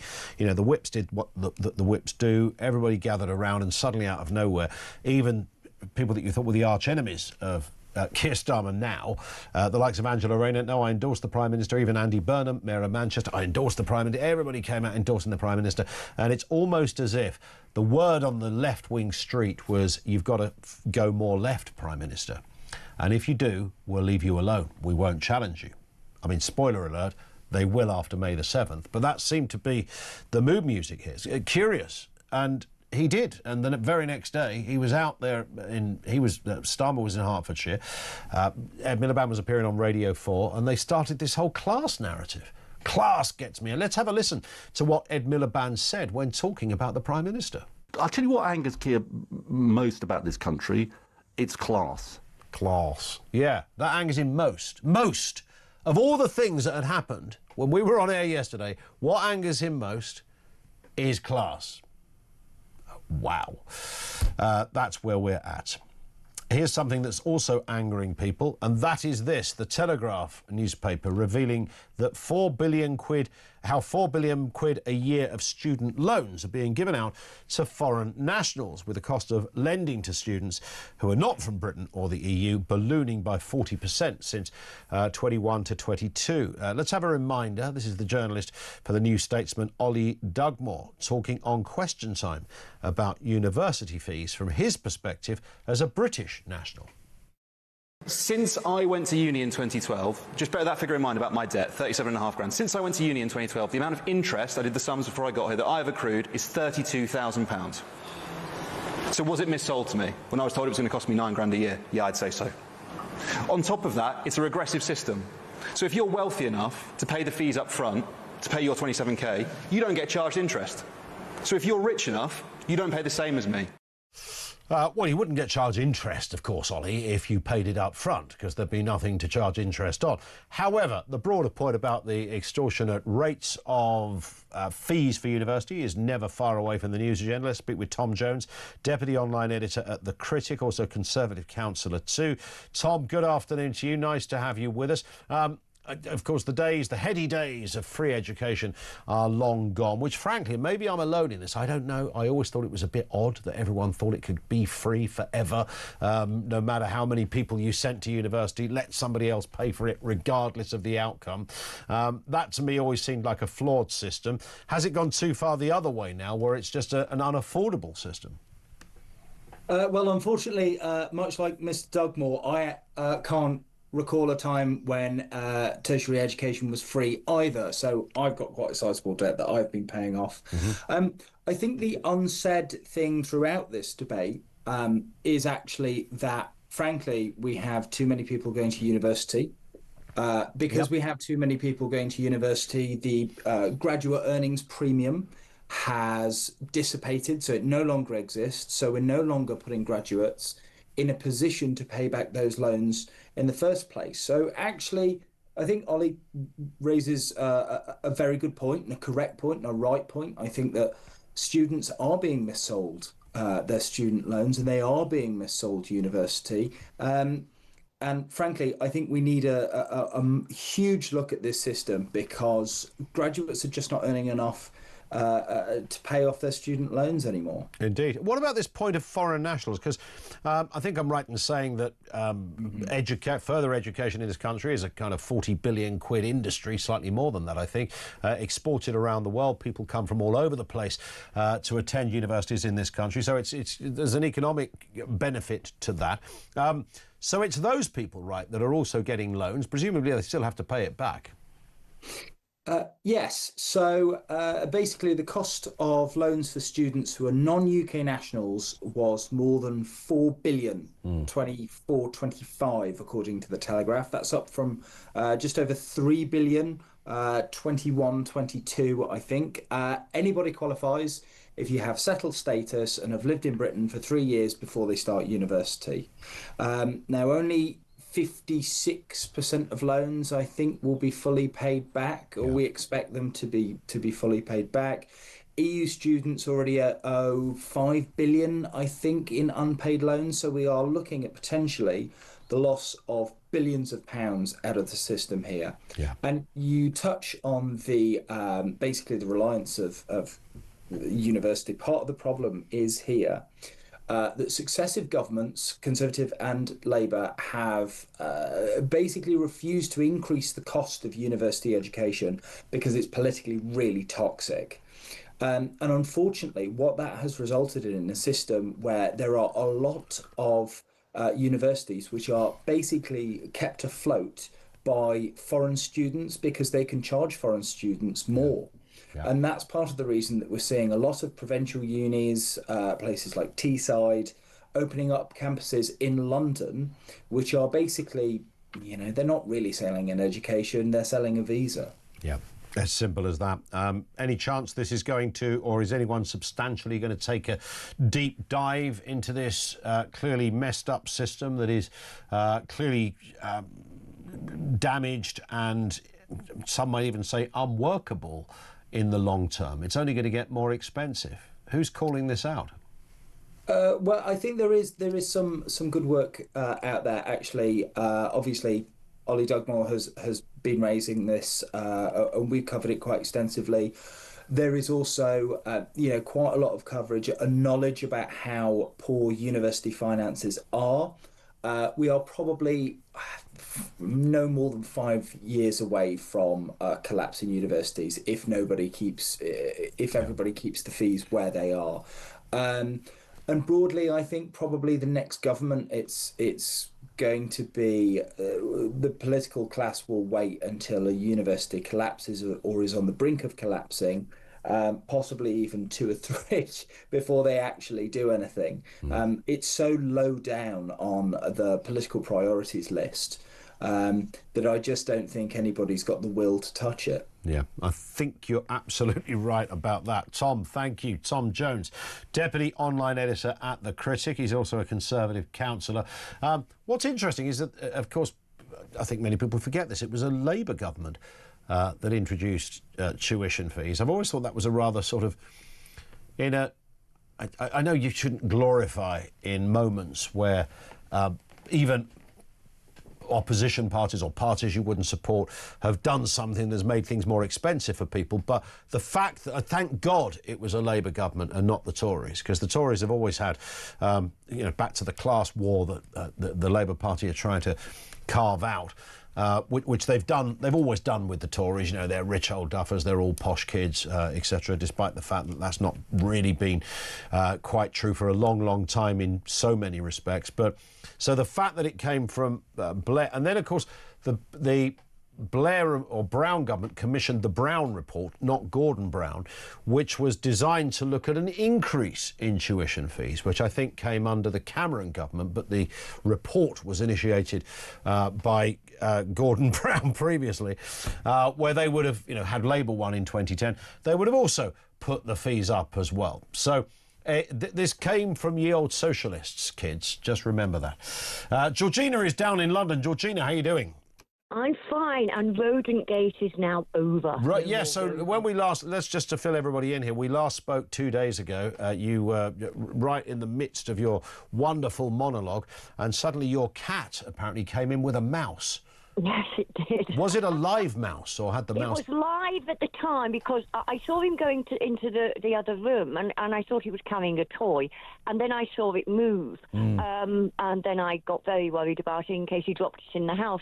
So by the time I got the cat, Jerry was dead, and Tom had the last laugh. Right. So, Did the cat die in the house or outside the house? Because there's, there could be insurance implications, litigation from the mouse community. Well, the cat didn't die, but the mouse definitely did, unfortunately. But it was not for the want of trying, let me tell you. Yeah. Now, I rang up 2 points, if I may, Ian. The first point about the little girl who was savagely raped by the migrant. I really do think that every migrant that comes into this country, illegal migrant, should be looked upon as a potential criminal until we know otherwise. Until we have documentation or we know something about them, then they should be contained. He shouldn't be allowed to walk free in our community. That's all I've got to say on that. I think it's horrific what the government is doing, and they could stop it if they had the will to do it, but they don't. The second point is about this knife attack on these 2 little boys, which is totally horrific, Ian. And it's terrifying to think that we're now becoming desensitised by this kind of crime because it's happening on an all too regular basis. I mean, back when I was young, in the 50s, 60s, 70s, and even 80s, we hardly ever heard about knife attacks. This is an important issue, and it's an imported knife culture, a culture that we see all too often around our country now. That, along with the laws against reprimanding our children, has led to a generation of youngsters that we can't control. Parents using iPhones or iPads as babysitters and allowing children to spend hours watching Instagram or TikTok or other media platforms and being unaware of what their children are watching and being indoctrinated by this is a serious problem, and parents need to start supervising their children. Parents trying to reason with small children about bad behaviour is also ridiculous, when a quick smack on the bottom or leg would have had a far better result, as this would be a better deterrent. And what they would think, the kiddies would think twice about repeating their bad behaviours. But as far as schools are concerned, now when I went to school all those millennia ago, if we stepped out of line, Ian, we would get the slipper. There would be a punishment, and it made you think twice about being naughty. But schools now have no deterrent with regards to bad behaviour, and teachers are regularly assaulted by students, and there's no punishment. So with no punishment and deterrent, these children are running amok. You see them in the towns now and in the villages in little groups, all these little groups of like baddies walking around with this culture that they've picked up from other countries.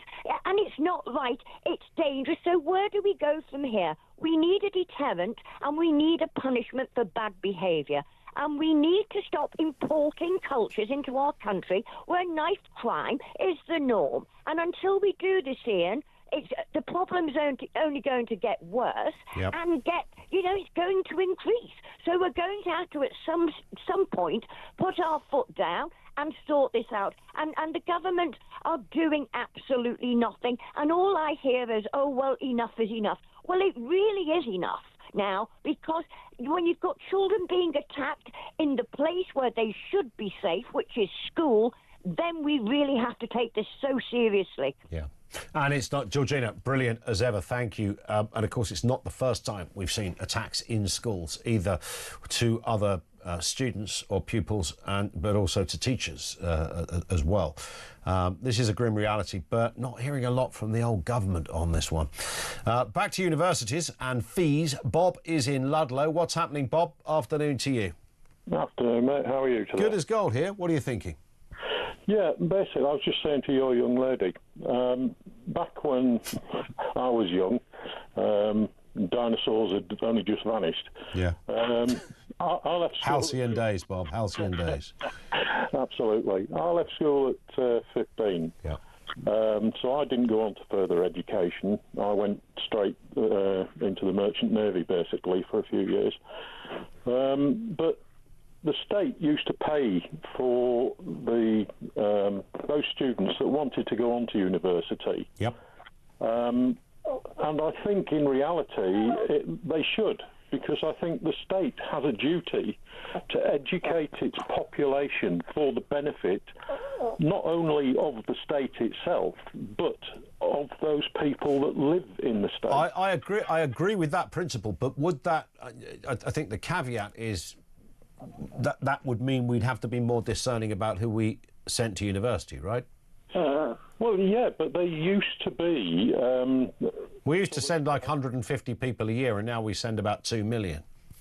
Yeah, I mean, it's way over the top these days, but it's basically down to the fact that this fees thing was introduced by Blair and his cronies. And at the same time he introduced this, he shut down British industry. So at the end of the day, we're left now with a country that has no real industrial heart anymore. So these so-called apprenticeships that are around these days are nothing in comparison to what it used to be. It's interesting that Thatcher is usually the person that's accused wrongly of shutting down British industry. Thatcher did everything she could to promote industry through the 80s. She did. What she couldn't do was continue to bail out failing industries. No, but that was a totally different thing altogether. 100%, yeah. But she was... the confusion of the left was to accuse her of closing down... Nobody closes down something that's working. She closed down stuff that wasn't working. This was it. She introduced policies and monetary formulas for people that had the noxy to actually get up, get off their backsides, build a business from scratch. From zero, basically, and the state gave those people financial assistance via tax or whatever, and they obviously went on to provide jobs. I mean, during her time, after I came out of the forces, I started a business myself, and I wound up with 120 employees towards the end of her tenure as Prime Minister. And at the end of the day, you know, without that sort of ambition, we're now in a state in this country whereby, you know, there is nothing left. So Blair was deliberately driving everybody into further education so that he could shut down the industrial system in the country. And unfortunately, the Tory governments that we've had since have just carried on that feature. And done almost nothing about it. Listen, Bob, it's an enlightening call. Thank you very much indeed for that. 0344 499 1000. Let's just very quickly do the voice of doom. Have we got a winner? This is the mystery voice. This is your chance. These are some of the guesses. Nigel Lawson, Kwasi Kwarteng, Geoffrey Howe, Bill Cash, Douglas Hurd, Enoch Powell, Larry Grayson, always in there. Alok Sharma, none of those people. No winner. It means day 15. It's back tomorrow. We can do clues tomorrow, Finn. Finn says no. Well, our record, the longest one of these has gone on for, I think, is 23 or 24 days, something of that nature. Finn is our executive producer, as he's now called. 21 days is the longest. He's saying no clues until we get to 21 days. Look, I say this all the time. We've had such we've had more challenging voices that some people have got right on day one. And although this is like a little bit tricky, it's nowhere near. It's fairly what my kid would say mid. It's mid in that respect. It's not out there as being like an absolute rotter of a one to guess. Can we hear it again, Amy? This is your chance. If you know who that is, stand by tomorrow at 3:15 when it is back for day 15. Lots more still to come. 22 minutes after 3. This is Talk.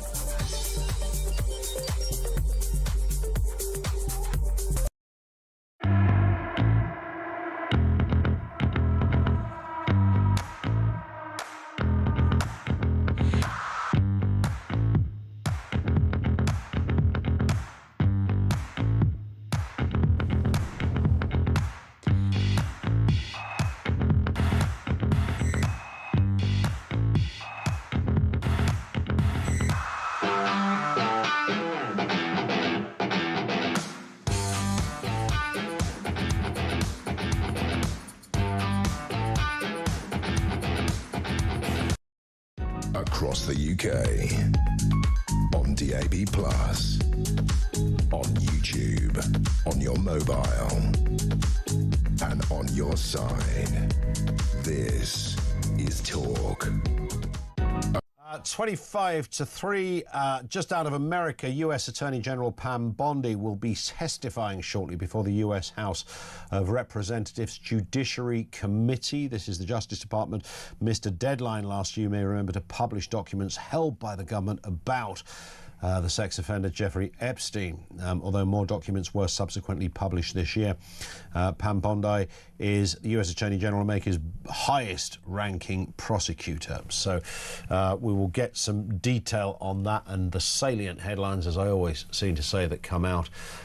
We will bring you here first on Talk. Margaret says the government since day one has been out of touch. You can't name one thing Starmer has done for this country. Not once has he put us front and centre. In fact, it's the reverse, taking a wrecking ball, and the country is on its knees. I wonder if you spoke to somebody, like you're on a night out in a pub, and you saw some fairly drunk character sitting in the corner, almost crying into his pint, and you got chatting, and he said, yeah, I'm an advisor in number 10. All right, okay, an advisory numbers. That sounds interesting. Wow, not really, no. Well, it's difficult, isn't it, mate? Because you haven't done anything in number 10. And he'd said, that's where I'm crying, because here's the big list of what we think we've done. And it's massive. It's like 20 A4 pages of stuff. Well, if that was the case, where is it? But that's usually how it works. With I was talking to somebody who works in, not for the government, but they work in housing. And she was saying to me that the government have done quite a lot in housing, house building, and various other elements of housing and planning. That was the big thing, planning. And she said more than any government have done for years. It's like, well, where is that info? And if it's good, then I'll be the first to go, well done, Housing Department of Great Britain, you've done it. So we've absolutely, the government, if they have done things they should be proud of, why are they not really? You just can't wheel out breakfast clubs again. You can't just keep saying breakfast clubs. That ain't going to wash, all right? That's not going to butter any parsnips in the department or the arena of public endorsement. You're not going to get anything for that at all. You feel you've heard it all before. It's not important as it is, by the way. It's not the thing that gets Bob in Arbroath out of bed in the morning. So, yeah, it's the other stuff, the bigger stuff.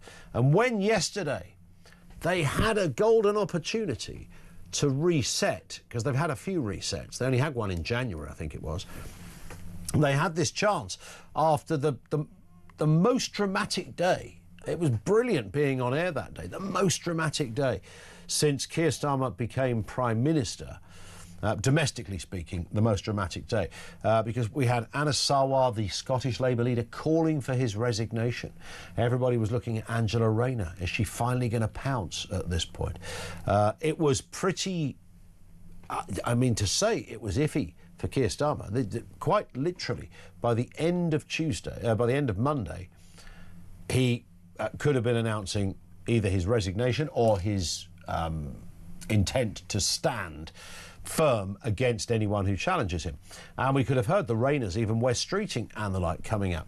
And it didn't happen in the end, and clearly they all agreed on something, because 24 hours later, you've got the Miliband's and the Starmers doing the media rounds, telling everybody that they're back and everything's hunky-dory, and they're going to lurch more to the left, and they're going to start talking about class. They're going to have a class war. Seemed to be the mood music yesterday. Here's what Ed Miliband said on the BBC yesterday.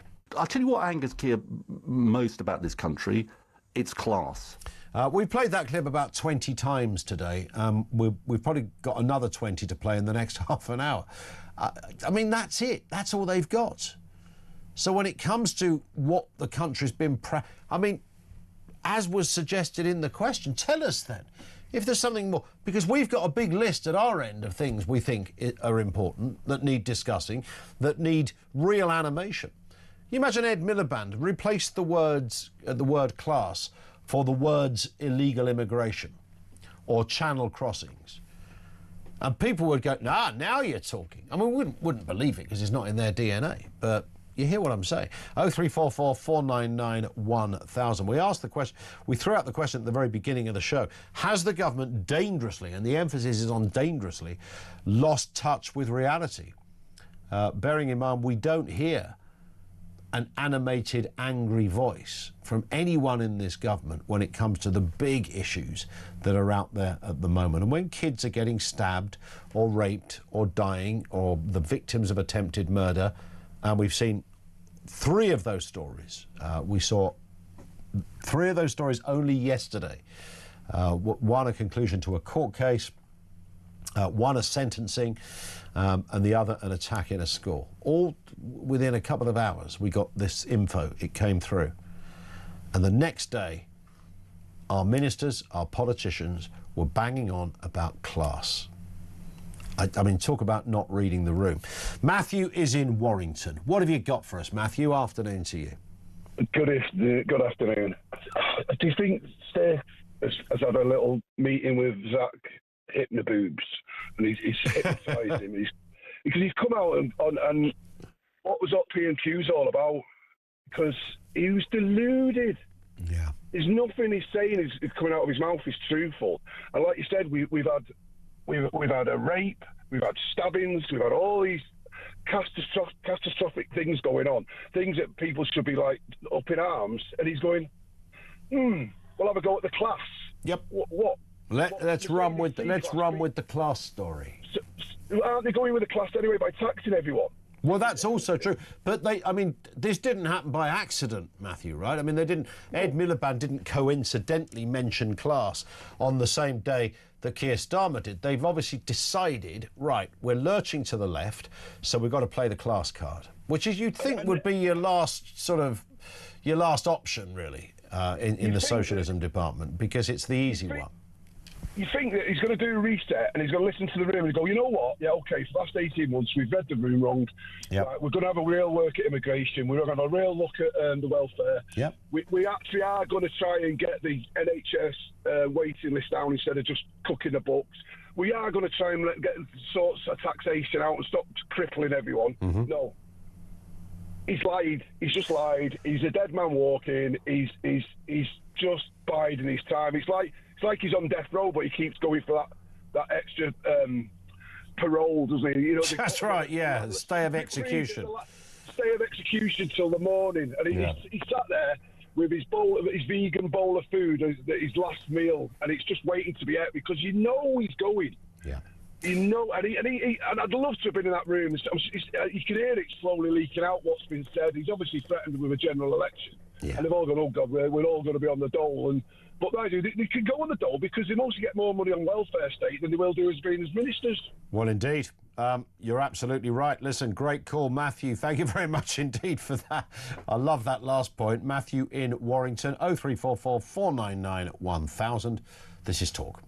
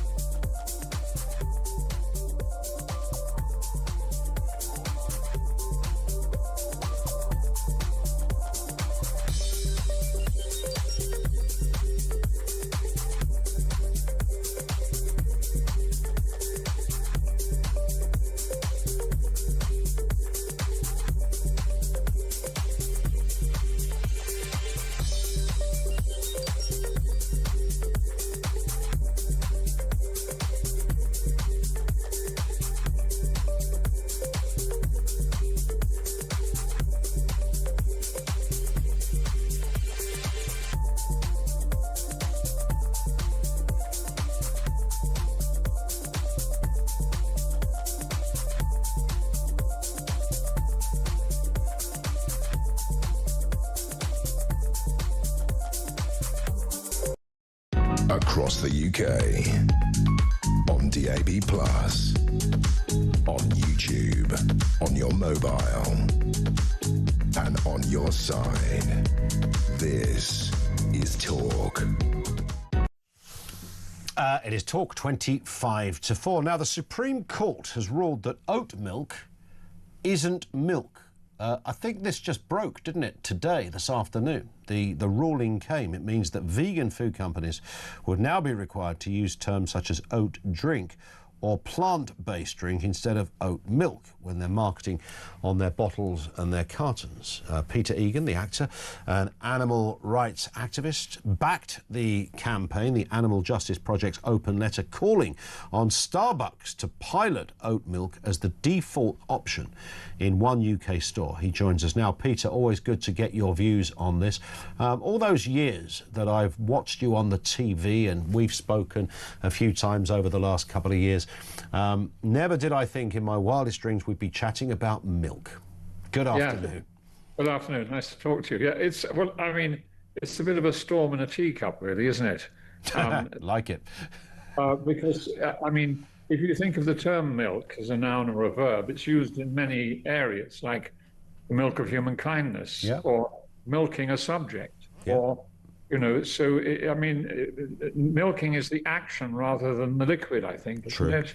And so I can't quite see what the problem is. I mean, I'm very happy for them. I'm a vegan, as you know, so I'm very happy for oat milk to be referred to as plant-based or whatever, or fluid from an oat, or whatever you call it. Oat fluid, yes. I don't. The marketing boys would never let you get away with that. They wouldn't, but then you might want to call it cow fluid as well. That's very true. Yes, good point. If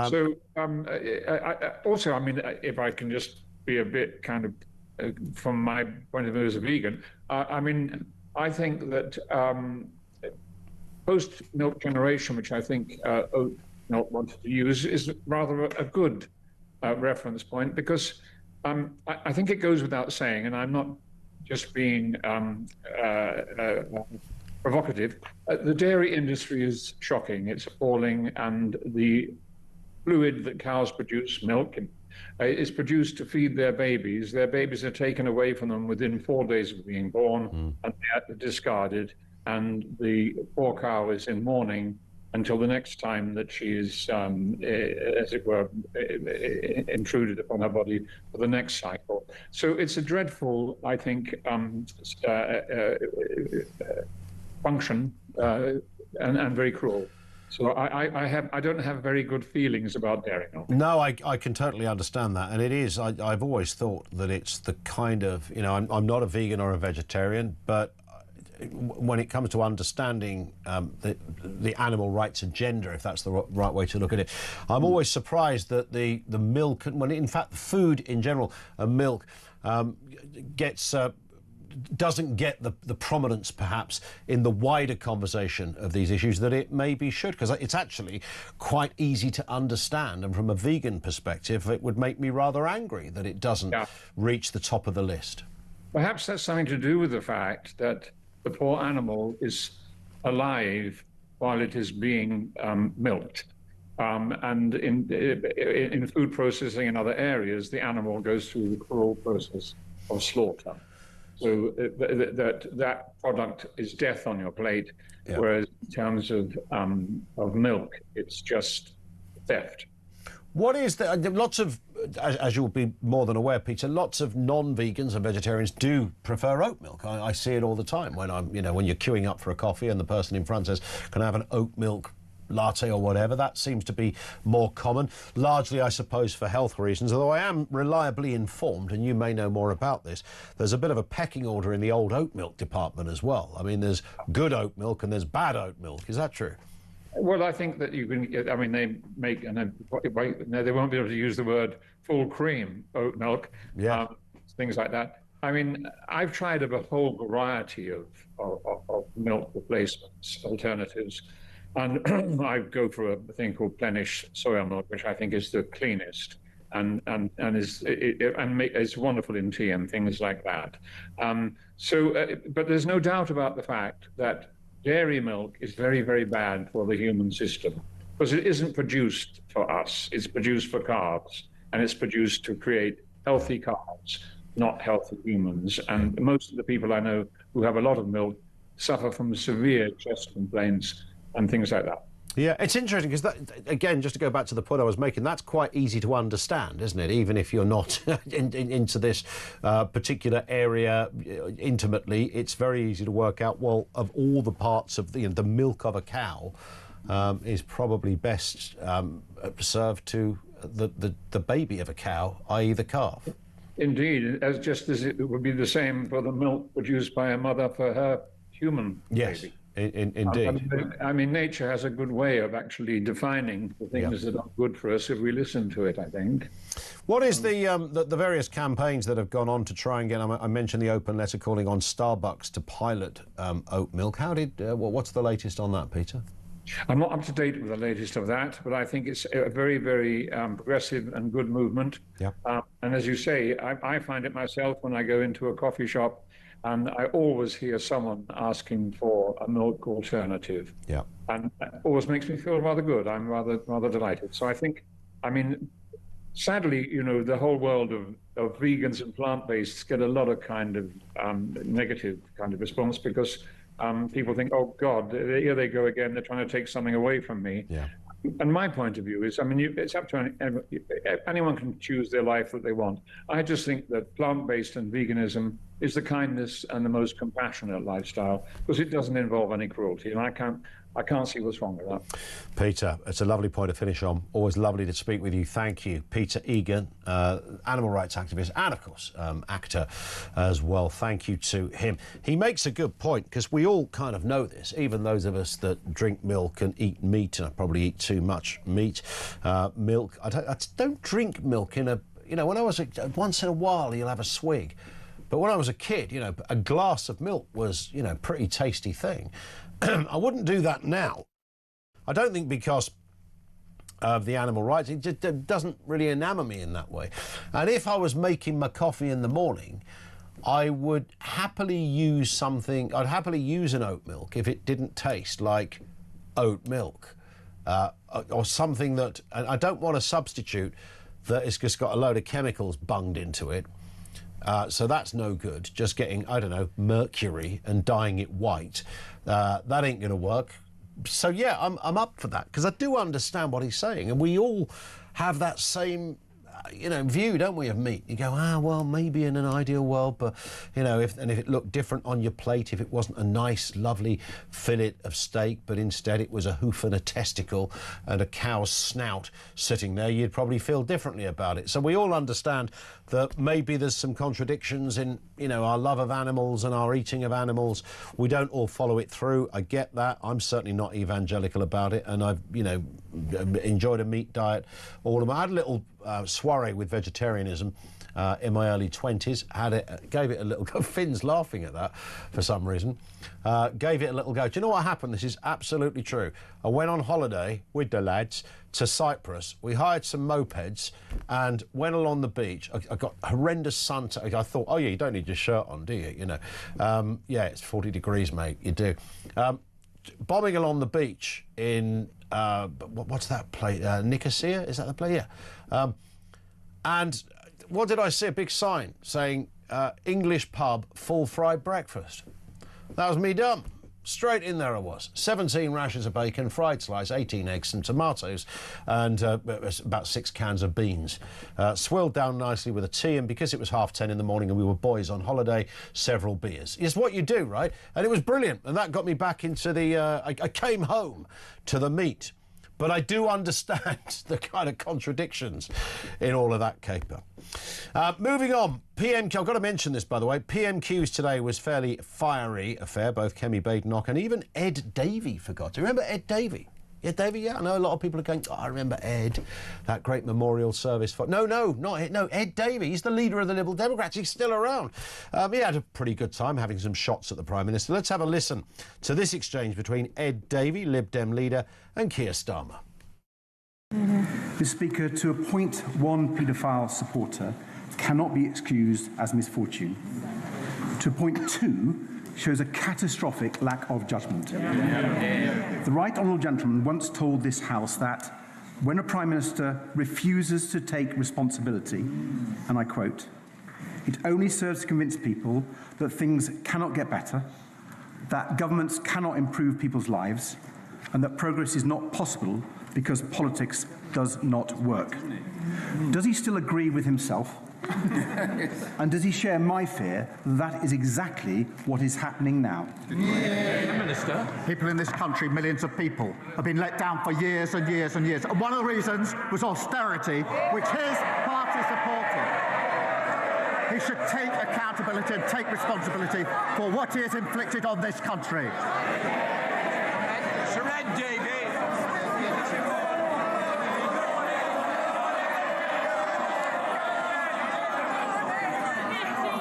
Mr. Speaker, I think I touched a raw nerve. Yeah, he was rattled.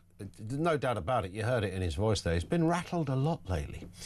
And let's hear this. Kemi also hit him with a fairly snappy line that caused a bit of an uproar. How dare he criticise us? We weren't the ones stuffing government with hypocrites and paedophile apologists.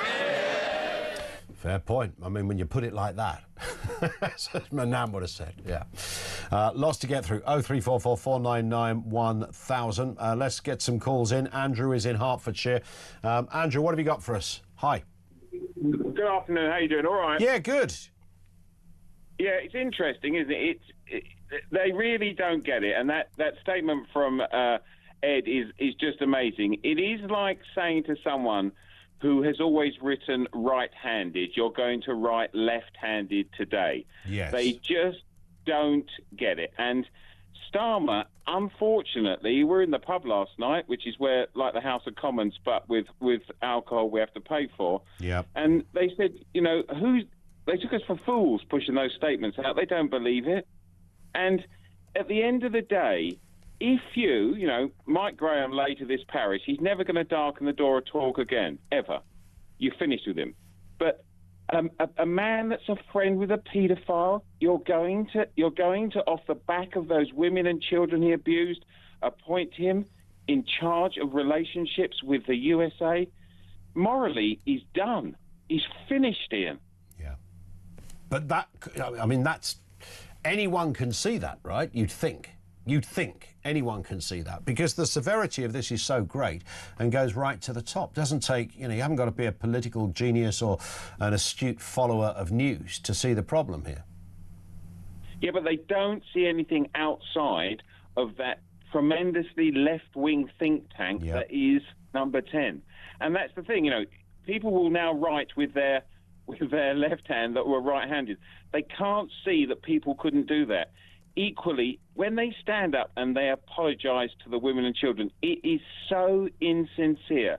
And it goes back to the basis of basic communism and socialism. The individual doesn't matter, the cause does. Yeah, well, but I wonder whether that kind of goes beyond socialism, Andrew, and just goes into how the government works. There's a documentary coming out about, I think it's Channel 4. I read a little bit about it this morning. Tony Blair, it's about Tony Blair and his time in office, I gather. And his wife, Cherie, talks about how you lose, you end up being so, and this would happen for good prime ministers or bad ones, I suppose.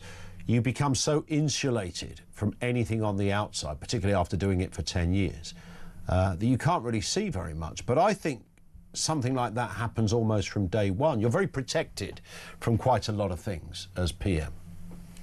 Yeah, and the problem, in his defence, is if you look at that horrific, all our thoughts with that young 12-year-old girl who's going to carry that for the rest of her life. The people in the Home Office took the government of the day to court to make sure we couldn't send those individuals to Rwanda. They'd lost sight of what their actions would actually do. And that's the problem. They start to live in this bubble where they think, oh, I'm doing the right thing, I'm stopping the government. But the actual reality of it is the country is focused on illegal immigration from extremists who rape and murder young women and children and others. And how many times does that have to happen? Because, you know, I'm under no illusions. Of course, you know, every bloke on a boat on the Channel is probably not going to be a criminal, and we all understand that. The problem is no one knows which ones are. So we're being asked to play this lethal game of roulette with our borders, where we'll just let everybody in. We won't even worry. Well, in fact, when you come in, somebody mentioned about tagging people. Will that not be the most humane and decent way to be able to fight? No, nothing at all. A level of freedom that is not allowed to, would not be granted to me or you if we arrived at an airport without a passport. It's extraordinary. Andrew, I'm going to move, but you're right. It comes down to groupthink as well. Groupthink has been the kind of devil of our systems forever. And that's kind of what happens when the Home Office and others agitate against a policy. I think it's often not because they necessarily fundamentally disagree with it. It's not that, oh, we're all a bunch of leftists, so we're going to... This kind of narrative went on when the Tories were in, when Labour are in. Doesn't really matter. It's the idea that you are going to almost upend the system and change something so big. You know, in another way of putting it, it's just too much flipping hassle for them to change policy in a seismic way. And I think Rwanda was arguably one of the most prominent examples of that. Thank you to Andrew. More from you on the way. Our lines are open. This is Talk.